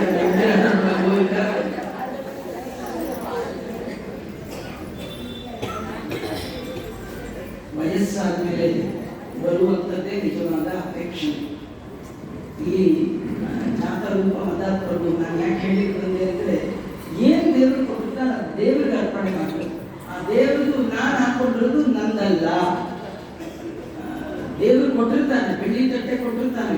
ಕೆಲವರು ಏನ್ ಮಾಡ್ತಾರೆ, ತುಂಬ ಬೀರು ಇಟ್ಟು ಬೀರುಲೆ ಬ್ಯಾಂಕಲ್ಲಿ 2 ಸತಿ ತೆಗಿತಾರೆ. ವರ್ಷದಲ್ಲಿ 2 ಸತಿ, ಜೀವನದಲ್ಲಿ 2 ಸತಿ. ಒಂದು ಸತಿ AP ಅಂದ್ರೆ ಅನ್ನಪ್ರಾಶನ, ಮಗುವಿಗೆ ಅನ್ನಪ್ರಾಶನ ಬೆಳೀತದೆ. ಇನ್ನೊಂದು ಸತಿ PP ಪಿಂಡ ಪ್ರದಾನ. ಯಾವಾಗಲೂ ತೆಗೆಯೋದೇ ಇಲ್ಲ, ಅದೆಲ್ಲ ಮಾಡಬಾರ್ದು. ದೇವರು ಕೊಟ್ಟಾಗ ಸಣ್ಣ ಶಾಲ್ಯೋದನ, ಬೆಣ್ಣೆ ಕಾಸಿದ ತುಪ್ಪ, ಚಿನ್ನದ ಹರಿವಾಣ ದೊಡ್ಡ ಭೋಜನ. ದೇವರು ಕೊಟ್ಟಾಗ ಮಾಡಿ, ಯಾಕೆ ಸುಮ್ಮನೆ ಬೀರಿಡ್ತೀರಿ? ಆಚಾರ ಹೋಗ್ತಾರೆ ಅಲ್ಲ, ನಾವೇ ಹೋಗ್ಬಿಡ್ತೀವಲ್ಲ. ಎಷ್ಟೋ ಸತಿ ನಾವು ಸಂಪಾದನೆ ಮಾಡಿ ಮನೇಲಿ ನಮ್ಮನ್ನು ಅನಿಸ್ಕೊಳ್ಳುತ್ತೆ, ನೀವು ಹೋಗೋ ನಾಗಿರ್ತೀನಿ, ನೀವು ಹೋಗೋ ನಾಗಿರ್ತೀನಿ. ಅಷ್ಟೇ ಅಲ್ಲ ರೀ, ಮಕ್ಕಳು ಹಾಗೆ ಅನಿಸ್ಕೊಳ್ತಾರೆ. ನಿಮ್ಗೆ ಗೊತ್ತಾಗಲ್ಲ, ವಯಸ್ಸಾಗ್ತಾರೆ ಏನಂತ, ಅಮ್ಮ ನೀವು ಯೋಚನೆ ಮಾಡಬೇಡ, ಹೋಗಿ ನಾ ಇರ್ತೀನಿ ನಮ್ದೇನಂತ, ನೀವು ಹೋಗು, ನೀವು ಮಾಡಿದ್ದೆಲ್ಲ ನೋಡ್ಕೊಂಡು ನಾ ಇರ್ತೀನಿ. ಅಷ್ಟೇ ಫ್ಯಾಕ್ಟ್ ಅದೇ. ನಾವೇ ನಂಬ್ಕೊಂಡ್ಬಿಡ್ತೀವಿ, ಅಯ್ಯೋ ಪಾಪ ನಮಗೋಸ್ಕರ ಇರ್ತೀನಿ. ನಮ್ಗೆ ಯಾರಿಲ್ಲ ರೀ. ಯಾರಿಗೆ ಯಾರೋ ಪುರಂದರ ಇರ್ತಾರೆ, ಯಾರಿಲ್ಲ. ದೇವರು ಕೊಟ್ಟದ್ದನ್ನ ದಿನಾ ದೇವರು ತೋರಿಸ್ಬೇಕು. ನೀ ಕೊಟ್ಟದ್ದು ಯಾರು ಕೊಟ್ಟ ಸೀರೆಯನ್ನ ಉಟ್ಕೊಂಡು ಅವ್ರಿಗೆ ತೋರಿಸ್ಬಿಟ್ರೆ ಇಟ್ಕೊಂಡಿದ್ರಿ ಅಂದ್ಬಿಟ್ಟು ಖುಷಿ ಆಗುತ್ತಾ ಇಲ್ಲ? ಕೆಲವರು ಹೇಳ್ತೀವಿ, ನಾ ಕೊಟ್ಟಿದ್ದು 1 ದಿವಸ ಹುಟ್ಟಿದ್ದು ನಾನು ನೋಡ್ಲಿಲ್ಲಪ್ಪ, ಅದೇನು ನಿಮ್ ದುರಂಕ ಅಂತ ಅಲ್ವಾ? ದೇವ್ರಿಗೆ ಬೇಜಾರಾಗುತ್ತೋ ಇಲ್ಲೋ? ದೇವ್ರು ಕೊಟ್ಟದ್ದನ್ನ ಹಾಕೊಂಡು ದೇವ್ರು ಕೈ ಮುಗಿಯುವಾಗ ದೇವ್ರು ಹೇಳ್ತೀವಿ, ಮೊದಲನೇ ಉಂಗ್ರ ನೀನೇ ಕೊಟ್ಟದ್ದು, 2ನೇದು ನೀನೇ. ನಾವು ಯಾರು ಅಮ್ಮನ ಹೊಟ್ಟೆಗೆ ಬರುವಾಗ ಯಾರು ಏನಾರು ಹಾಕೊಂಡು ಬಂದಿಲ್ವ?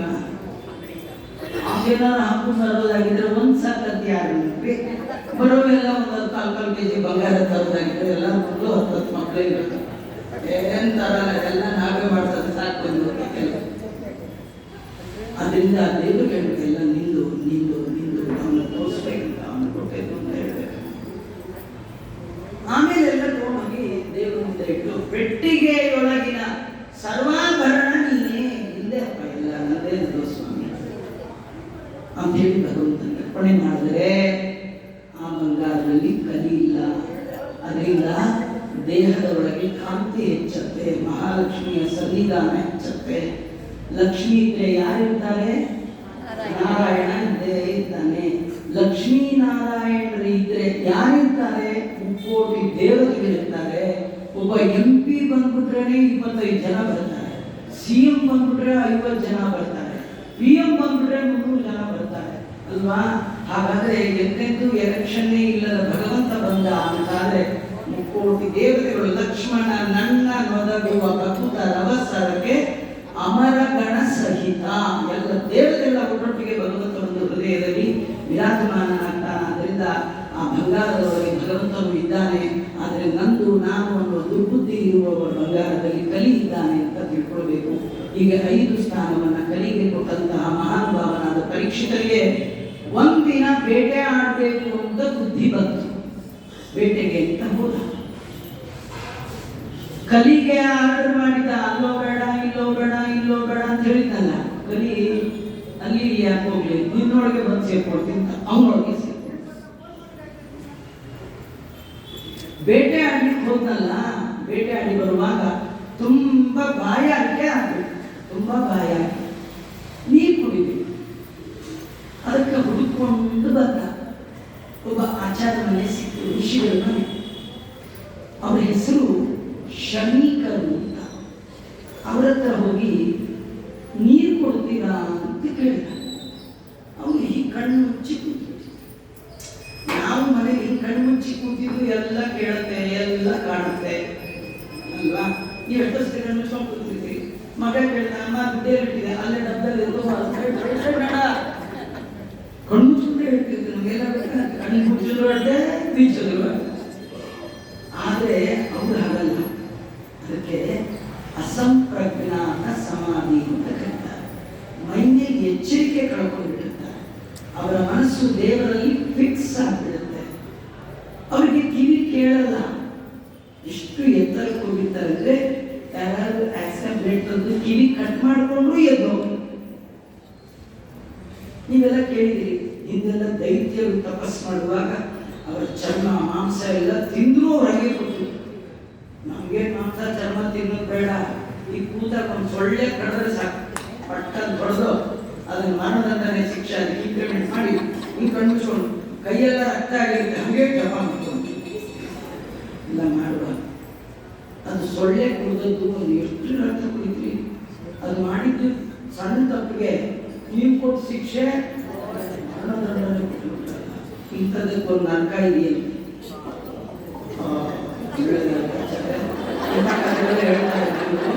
ಎಲ್ಲ ಸೊಳ್ಳೆ ತಂದು ನಿಮ್ಮನೆಗೆ ಬಿಟ್ಟು ನಿಮ್ಗೆ ಗೊತ್ತಿರಲಿ ಅಂತ ಹೇಳ್ತೀನಿ. ಪಂಚಮ ಸ್ಕಂದದಲ್ಲಿ ಆ ಕಥೆ ಇದೆ. ಎಲ್ಲ ಕಥೆಗಳನ್ನು ಹೇಳಲಿಕ್ಕಾಗಲ್ಲ. ಆದರೆ ಈ ಬಯಾಲಜಿಕಲ್ ಸರ್ಕಲ್ ಅಂತ ಜೀವೋ ಜೀವಸ್ಯ ಜೀವನ, ಒಂದು ಜೀವವನ್ನು ಹೊಡೆದು ತಿಂದ್ರೆ ಇನ್ನೊಂದು ಜೀವನದ್ದು ಗುರಿ. ಆದರೆ ಮನುಷ್ಯ ಮಾತ್ರ ಹಾಗೆ ಮಾಡಬಾರ್ದು. ಮನುಷ್ಯನಿಗೆ ಒಂದು ವೃತ್ತಿ ಇಂತಿದೆ, ಏನ್ ಮಾಡಬೇಕು ಏನ್ ಮಾಡಬಾರ್ದು. ಆದರೆ ನೋಡಿ, ಬೆಕ್ಕಿಗೆ ಹಾಲಿಡ್ತೀವಿ, ನಾಯಿಗೆ ಅನ್ನ ಹಾಕ್ತೀವಿ, ಸೊಳ್ಳೆಗೆ ಪ್ಲೇಟಲ್ಲಿ ಒಂಚೂರು ಯಾರಾದ್ರೂ ಮಾಡ್ತಾರ? ಇನ್ನೊಂದು ಗೊತ್ತಾ, ನೀವಿಟ್ರು ಅದು ಬರಲ್ಲ, ನೀವಿಟ್ರು ಅದು ಬರಲ್ಲ. ಅದು ಏನ್ ಲೈಫ್ ಸ್ಟೈಲ್ ಅಂದ್ರೆ ದೇವರು ಅದಕ್ಕೆ ಏನ್ ಮಾಡಿದಾರೆ, ನೀನ್ ಮನುಷ್ಯರ ಮೇಲೆ ಕೂತೆ ನೀ ಬದುಕು ಅಂತ ಬಿಟ್ಬಿಟ್ಟ. ಅದ್ರ ಡ್ಯೂಟಿನೇ ಅದು, ಬರೋದು ಕಳ್ಕೊಂಡು ಕೂತೀವಿ. ಅದ್ರ ಡ್ಯೂಟಿ ಮಾಡುವಾಗ ನೀವು ಅದ್ರ ಮೇಲೆ ಜೋರ್ ಮಾಡ್ಬಿಟ್ರೆ ನೀವು ಮಾಡಿ ಓಡಿಸಿ, ಬೇಡ ನಾನು ಬಿಟ್ಟು ನನಗೆ ಬೇಕಾದ್ರೆ ಹೇಳ್ಕೊಡಿ. ಅದನ್ನು ಬಿಟ್ಟು ಮರಣದಂಡನೆ ಕೊಟ್ಟಲ್ಲ. ಜಗತ್ತಲ್ಲಿ ಸಣ್ಣ ತಪ್ಪಿಗೆಲ್ಲರೂ ಮರಣದಂಡನೆ ಕೊಡ್ತಾರ. 165 ಜನರನ್ನ ಏರ್ಪೋರ್ಟ್ ಅಲ್ಲಿ ಒಂದೇ ದಿನ ಹೊಡೆದು ಕೊಂದಾಕಿದ ಬಾಕಿಯನ್ನ ಈ ಭಾರತ ವರ್ಷಾನುಗಟ್ಟಲೆ ಇಟ್ಕೊಂಡು ಸಾಕು. ಆದ್ರೆ ರಾಮಚಂದ್ರ ಪ್ರಭುವಿನ ಭಕ್ತ ಪ್ರಧಾನಿ ಮೋದಿ ಅವರು ಬಂದ ಮೇಲೆ ನೇಣು ಹಾಕಿದ್ದವನ್ನ ಅಲ್ಲಿವರೆಗೂ ಕೊಡಲಿಲ್ಲ. ಈ ದೇಶ ಇಷ್ಟು ಕಾರುಣ್ಯವನ್ನು ತೋರಿಸುತ್ತೆ, ಅಂಥದ್ರೊಳಗೆ ಸೊಳ್ಳೆ ಮಾಡಿದ ಪಾಪ ನಾನು ಹೆಂಗ್ರಿ ನೀವು ಹೊರಡ್ರಿ ಅಲ್ವಾ? ಅದರಿಂದ ಇಂಥದ್ದೆಲ್ಲ. ಆದರೆ ಅದಕ್ಕೆ ಗೊತ್ತಿಲ್ಲ, ನಿಮ್ಮ ಮೈ ಕಳೆದಾಗ ನಿಮಗೆ ನೋವಾಗತ್ತೆ ಅಂತ ಅದಕ್ಕೆ ಗೊತ್ತಿಲ್ಲ. ತೊಡೆ ಮೇಲೆ ಮಲಗಿ ಹಾಲು ಕುಡಿಯೋ ಮಗು ಅಮ್ಮನ ಒದಿಯತ್ತೆ, ಆ ಮಗು ಗೊತ್ತಿಲ್ಲ ಇದಮ್ಮ ದೊಡ್ಡವಳು, ಇವಳು ಒದಿಬಾರ್ದು, ಈ ಬುದ್ಧಿ ಅದಕ್ಕೆ ಗೊತ್ತಿಲ್ಲ. ಅದಕ್ಕೆ ನೀವೇನ್ ಮಾಡ್ತೀರಿ? ಒದಿಯೋ ಮಗುವಿನ ಪುಟ್ಕಾರ್ ಹಿಡ್ಕೊಂಡು ಅಯ್ಯೋ ನನ್ನ ಮಗು ಎಷ್ಟು ಚೆನ್ನಾಗಿ ಓದಿತಾರೆ ಅದಕ್ಕೆ ಮುಟ್ಕೊಡ್ತೀವಿ. ಅದೇ 20 ವರ್ಷ ಆದ್ಮೇಲೆ ನಾವು ಮಾಡ್ತಿದ್ದೆ ಅಂತ ಅಲ್ವಾ, ಈಗ ಒಂದ್ಸತಿ ಹಾಗೆ ಮಾಡ್ತೀನಿ, ಓದಿದ್ದೀನಿ, ನಿಂಗೇನ್ ಬಂತ ಪ್ರಾರಬ್ಧ, ಬೈತೀವ ಇಲ್ಲ. ಗೊತ್ತಿಲ್ಲದೆ ಮಾಡಿದ್ದಕ್ಕೆ ನೀವೇನ್ ಮಾಡಿದ್ರಿ? ಕ್ಷಮ ಮಾಡಿದ್ರಿ. ಪಾಪ ಗೊತ್ತಿಲ್ಲ, ಅದು ಬಿಡ್ತೀವ, ಗೊತ್ತಿಲ್ಲ ಅಂತ ಸಾಯಿಸ್ತೀವಿ. ಆದರೆ ಈ ಶಮೀಕರು ತಪಸ್ ಮಾಡ್ತಾ ಕೂತಿದ್ರು. ಪರೀಕ್ಷಿತ ಕೇಳಿದ, ನೀರು ಕೊಡಿ ಅಂತ. ಅವ್ರು ಕೇಳಿಸ್ದೇ ಇಲ್ಲ. ಇವ್ರಿಗೆ ಸಿಟ್ಟು, ಇಡೀ ರಾಜ್ಯದ ಜನ ನನ್ನ ಮಾತು ಕೇಳ್ತಾರೆ, ಇವನೊಬ್ಬ ಬಡ ಜೋಗಿ ಬ್ರಾಹ್ಮಣ ನನ್ನ ಮಾತಿಗೆ ಬೆಲೆನೇ ಕೊಡ್ತಿಲ್ಲಲ್ಲ. ಇದು ಅವನ ಕತೆ ಅಲ್ಲ, ನಮ್ಮ ಕತೆ.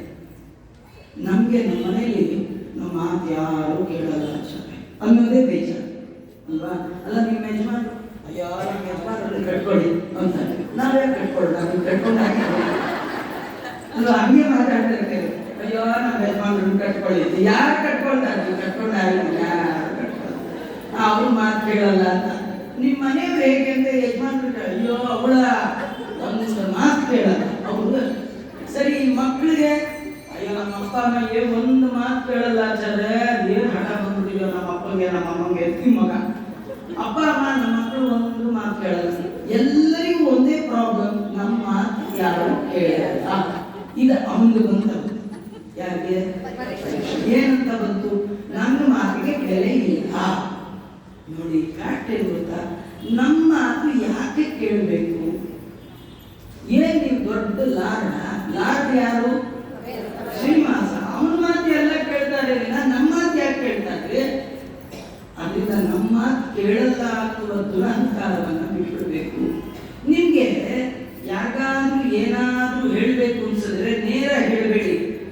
ನೀವು ದೇವರ ಹತ್ರ ಹೇಳ್ಬೇಡಿ, ಸ್ವಾಮಿ ಅವರೊಳಗೂ ನೀನೇ ಇದೆಯಾ, ಸ್ವಲ್ಪ ಯಾಕೋ ಈಗ ರಾಂಗ್ ಇದ್ದಾರೆ, ರಂಗ ಅವರೊಳಗೆ ರಾಂಗ್ ಮಾಡಬೇಡ, ನೀನೇ ಸ್ವಲ್ಪ ರಿಪೇರಿ ಮಾಡೋದು. ಅವನು ಕೇಳಿ, ಅವನು ಹೇಳಿದ್ರೆ ಎಲ್ಲರೂ ಕೇಳಿ. ನೀವು ದೇವರಿಗೆ ಈಕ್ವಲ್ ಆಗಬೇಕು ಅಂತ ಟ್ರೈ ಮಾಡ್ತಾರೆ. ನಮ್ಮ ಮಾತು ಎಲ್ಲ ಕೇಳಬೇಕು, ಇದ್ರ ಬುದ್ಧಿ ಬಿಟ್ಬಿಡಿ, ಯಾರ ಮಾತು ಯಾರು ಕೇಳ. ಅಲ್ಲಿ ನಮ್ಗೆ ಬಂತು, ಕಲಿಯಲ್ಲಿ ಬಂದ. ಅದಕ್ಕೆ ಅವನು ಏನಂದ? ನನ್ನ ಮಾತು ಕೇಳ್ತಿಲ್ಲ, ಹಾಗಾದ್ರೆ ಈ ಋಷಿ ಮಾಡುವ ತಪಸ್ಸು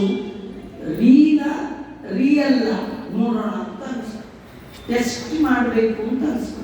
ಕಥೆ ಏನು ಗೊತ್ತಾ? ಇನ್ನೊಬ್ಬರು ಟೆಸ್ಟ್ ಮಾಡಲಿಕ್ಕೆ ನೀವು ಹೋಗಬೇಡಿ. ಯಾಕಂದ್ರೆ ಯಾರ ಜೀವನ ಯೋಗ್ಯತೆ ನಿಮ್ಗೆ ಗೊತ್ತು, ನಮ್ದೇ ನಮಗೆ ಗೊತ್ತಿಲ್ಲ. ಈ ಮೂರರ ಬಗ್ಗೆ ನಮ್ಗೇನು ಗೊತ್ತಿದೆ? ಅದರಿಂದ ಇನ್ನೊಬ್ಬರನ್ನ ಅಳಿಲಿಕ್ಕೆ ಹೋಗಬೇಡಿ. ಅವ್ರು ಹಾಗೆ, ಇವರು ಹೀಗೆ. ನಿಮ್ಗೆ ಯಾಕೆ?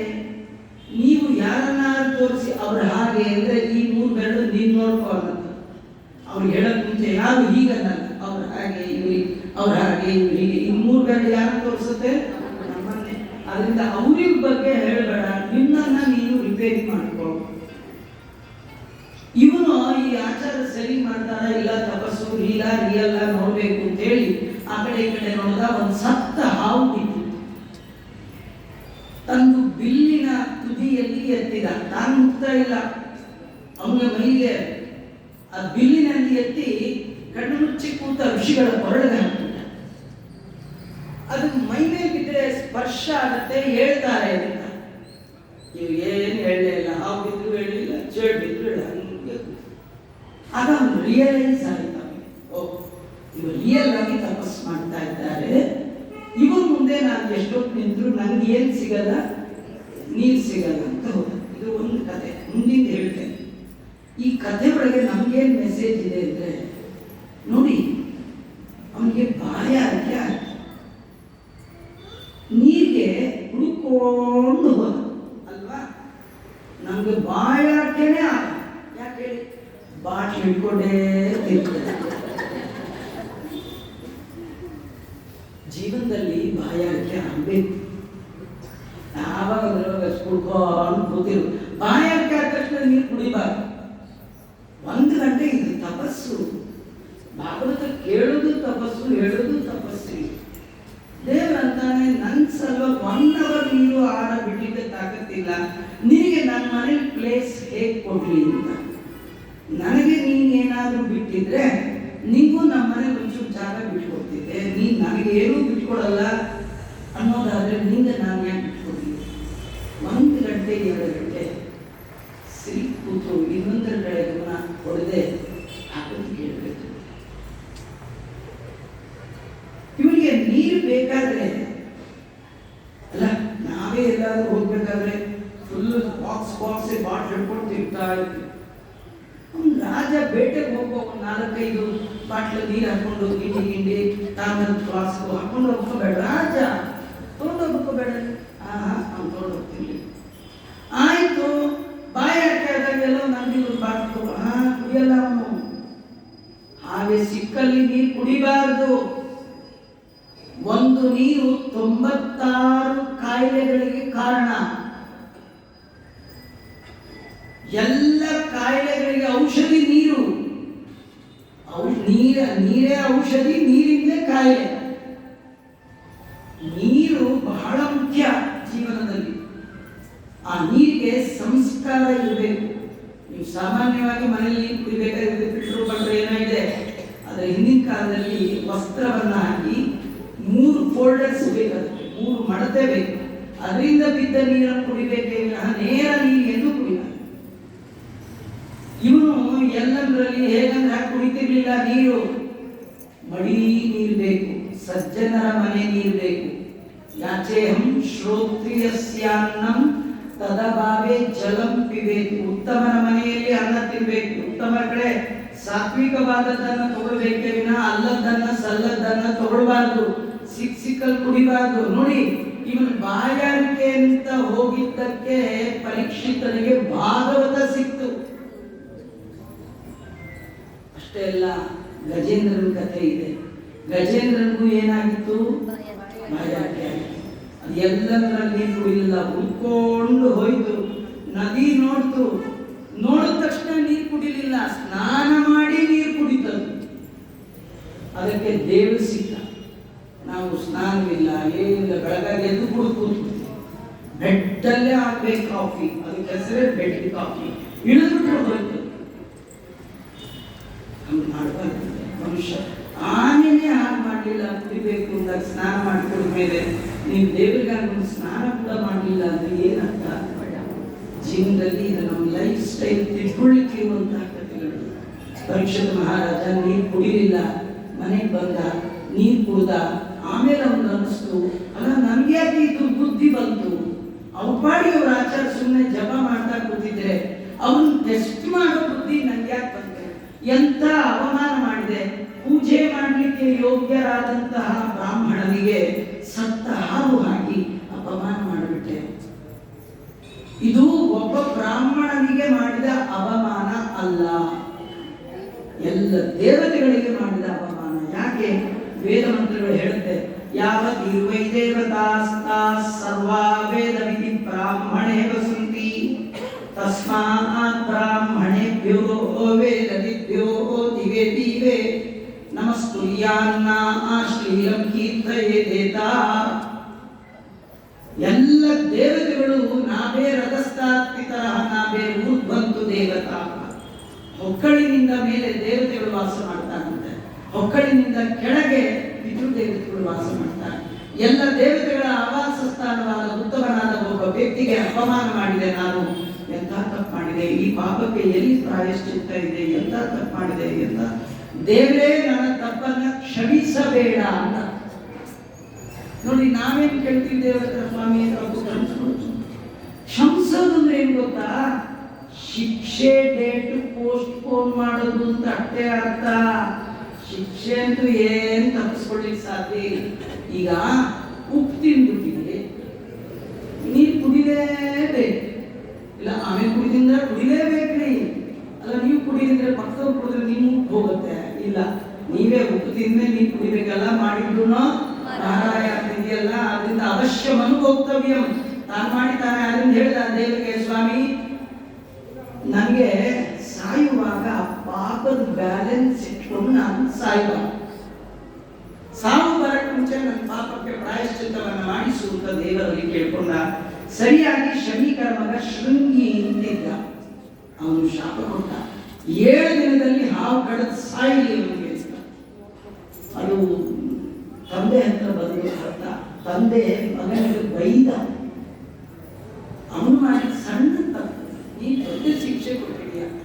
ಎಂಥ ಒಳ್ಳೆ ರಾಜ ಅವನು, ಅವನಿಂದ ನನ್ನ ತಪಸ್ಸು ಎಲ್ಲ ನಡೀತಾ ಇತ್ತು. ಇಂಥ ರಾಜನಿಗೆ ನೀ ಶಾಪ ಕೊಟ್ಟೆ, ತಿಳಿಸೋಣ. ನೋಡಿ, ಆಶ್ಚರ್ಯ ಗೊತ್ತಾ? 8 ವರ್ಷದ ಬಾಲಕ ಕೊಟ್ಟ ಶಿಕ್ಷೆಯನ್ನ ಓವರ್ಟೇಕ್ ಮಾಡುವ ಕೆಪಾಸಿಟಿ ಅವ್ರ ಅಪ್ಪಂಗೂ ಇಲ್ಲ. ಯಾಕಿಲ್ಲ ಅಂದ್ರೆ ಆ ಮಗುವಿನ ತಪಸ್ಸಿನ ಸಿದ್ಧಿ ಅಂತ. 8 ವರ್ಷದ ಮಗ ಶಾಪ ಕೊಟ್ರೆ, ಹೊಟ್ಟೆಯಲ್ಲಿರುವಾಗ ದೇವರನ್ನು ಕಂಡ ಪರೀಕ್ಷಿತ ಆ ಶಾಪ ಫೇಸ್ ಮಾಡಬೇಕು. ಯಾರೋ ಬಂದು ಹೇಳಿದ್ರು, ನಿನಗೆ ಶಾಪ ಬಂದಿದೆ. ಅವನಂದ ಒಳ್ಳೇದಾಯ್ತು, ಶಾಪ ಬಂದದ್ದು ಒಳ್ಳೇದಾಯ್ತು, ದೇವರು ಸರಿಯಾಗಿ ಮಾಡ್ದ. ಹಾಗಾದ್ರೆ ನಾನು ನಿನ್ನ ಪ್ರಾಯೋಪವೇಶ ಮಾಡ್ತೇನೆ ಅಂತ ಹೇಳಿ ಅದೊಂದು ಪ್ರಾಯಶ್ಚಿತ್ತ. ಪಾಪವನ್ನ ಕಳ್ಕೊಳ್ಳಿಕ್ಕೆ ಇರುವಂತಹ ಕರ್ಮಕ್ಕೆ ಹೆಸರು ಪ್ರಾಯೋಪವೇಶ. ಪ್ರಾಯೋಪವೇಶ ಅಂದ್ರೆ ಅನಶನೌ ವ್ರತ. ನೀರು ಅನ್ನ ಬಿಟ್ಟು ದೇವರ ಧ್ಯಾನ ಮಾಡೋದೇ ಪ್ರಾಯೋಪವೇಶ. ಅದಕ್ಕೆ ಗಂಗಾ ನದಿ ತೀರಕ್ಕೆ ಬಂದ. ಇವನು ಕೂತಿದ್ದಾನೆ ಅಂತ ಊರಿನ ಎಲ್ಲ ಋಷಿಗಳು ಮುನಿಗಳು ಎಲ್ಲ ಬಂದಿದ್ದಾರೆ. ಅವರ ಜೊತೆಗೆ ಬಂದವರೇ ಶುಕಾಚಾರ್ಯರು. ಅವರಿಗೆ ಪಾದ ಪೂಜೆ ಮಾಡಿದ, ಕೈ ಮುಗಿದ. ಅವನು ಕೇಳಿದ, ಸಾಯುವ ಮನುಷ್ಯ ಸಾಯಕ್ಕೆ ಮುಂಚೆ ಏನು ಕೇಳಬೇಕು, ಏನು ಜಪ ಮಾಡಬೇಕು, ಏನು ಮಾಡಬೇಕು, ಏನು ಮಾಡಬಾರ್ದು ದಯಮಾಡಿ ಹೇಳಿ ಅಂತ ಕೇಳ್ತಾ ಇದ್ದಾರೆ. ಹೇಳಲಿಕ್ಕೆ ಶುರು ಮಾಡಿ. ಅದೇ 2ನೇ ಸ್ಕಂದ. ಹೇಳಲಿಕ್ಕೆ ಶುರು ಮಾಡಿದಾಗ ಹೇಳ್ತಾರೆ, ರಾಜ ನೀನು ಶಾಪಕ್ಕೆ ಹೆದರಿ ಕೂತಿದ್ಯಾ? ಅವನಂದ, ನಾನು ಶಾಪಕ್ಕೆ ಹೆದರಿಲ್ಲ, ಪಾಪಕ್ಕೆ ಹೆದರಿದ್ದೇನೆ. ನಾನು ಶಾಪ ಕೊಟ್ಟರೂ ಸಾಯ್ತಿದ್ದೆ, ಕೊಡದೇ ಇದ್ರು ಇವತ್ತಲ್ಲ ನಾಳೆ ಸಾಯ್ತಿದ್ದೆ. ಏನು ವ್ಯತ್ಯಾಸ ಇಲ್ಲ. ಸಾವಂತೂ ಪರ್ಮನೆಂಟ್. ಈಗೆಲ್ಲ ಬೈ ಒನ್ ಗೆಟ್ ಒನ್ ಇರುತ್ತಲ್ಲ, ಹಾಗೆ ಬೈ ಒನ್ ಯಾವುದು ಹುಟ್ಟು, ಅದು ಗೆಟ್ ಒನ್ ಯಾವುದು ಬೇಡ ಅಂದ್ರೆ ಉಂಟೆ ಅಲ್ವಾ? ಒಂದಕ್ಕೊಂದು ಫ್ರೀ ಅಲ್ಲ. 1 kg ಕಾಫಿ ಪುಡಿ ತೊಗೊಂಡ್ರೆ 100 ಗ್ರಾಮ್ ಸಕ್ಕರೆ ಫ್ರೀ ಅಂದ್ರೆ ನಮ್ಗೆ ಫ್ರೀ ಇರೋದು ಕೊಟ್ಬಿಡಿ, ಕಾಫಿ ಪುಡಿ ಬೇಡ ಅಂದ್ರೆ ಯಾರು ಕೊಡ್ತಾರೆ? ಇಲ್ಲ, ಒಂದಕ್ಕೊಂದು ತೊಗೊಂಡ್ರೆ ಫ್ರೀ. ಹುಟ್ಟು ತೊಗೊಂಡವ್ರಿಗೆಲ್ಲ ಏನು ಫ್ರೀ?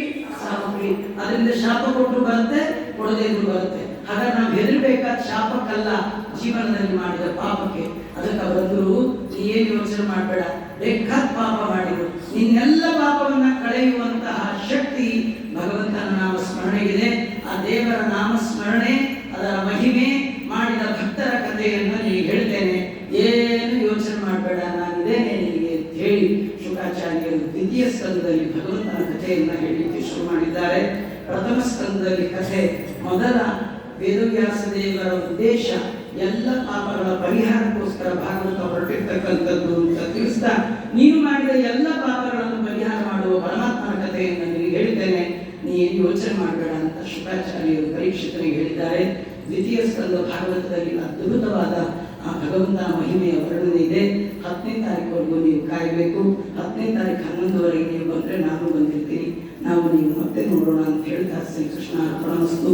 ಸರ್ವೇಂದ್ರಿಯ ಪ್ರೇರಕೇಣ ಶ್ರೀಪ್ರಾಣಪತಿ ಮೇಲಿತಃ ಯದಮುಚ್ಚಮಹಂತೇನ ಪ್ರಿಯತಾಂ ಕಮಲಾಲಯ ಮಧ್ವೇಶ ಅರ್ಪಣಮಸ್ತು. ಕೃಷ್ಣ ಅರ್ಪಣಮಸ್ತು.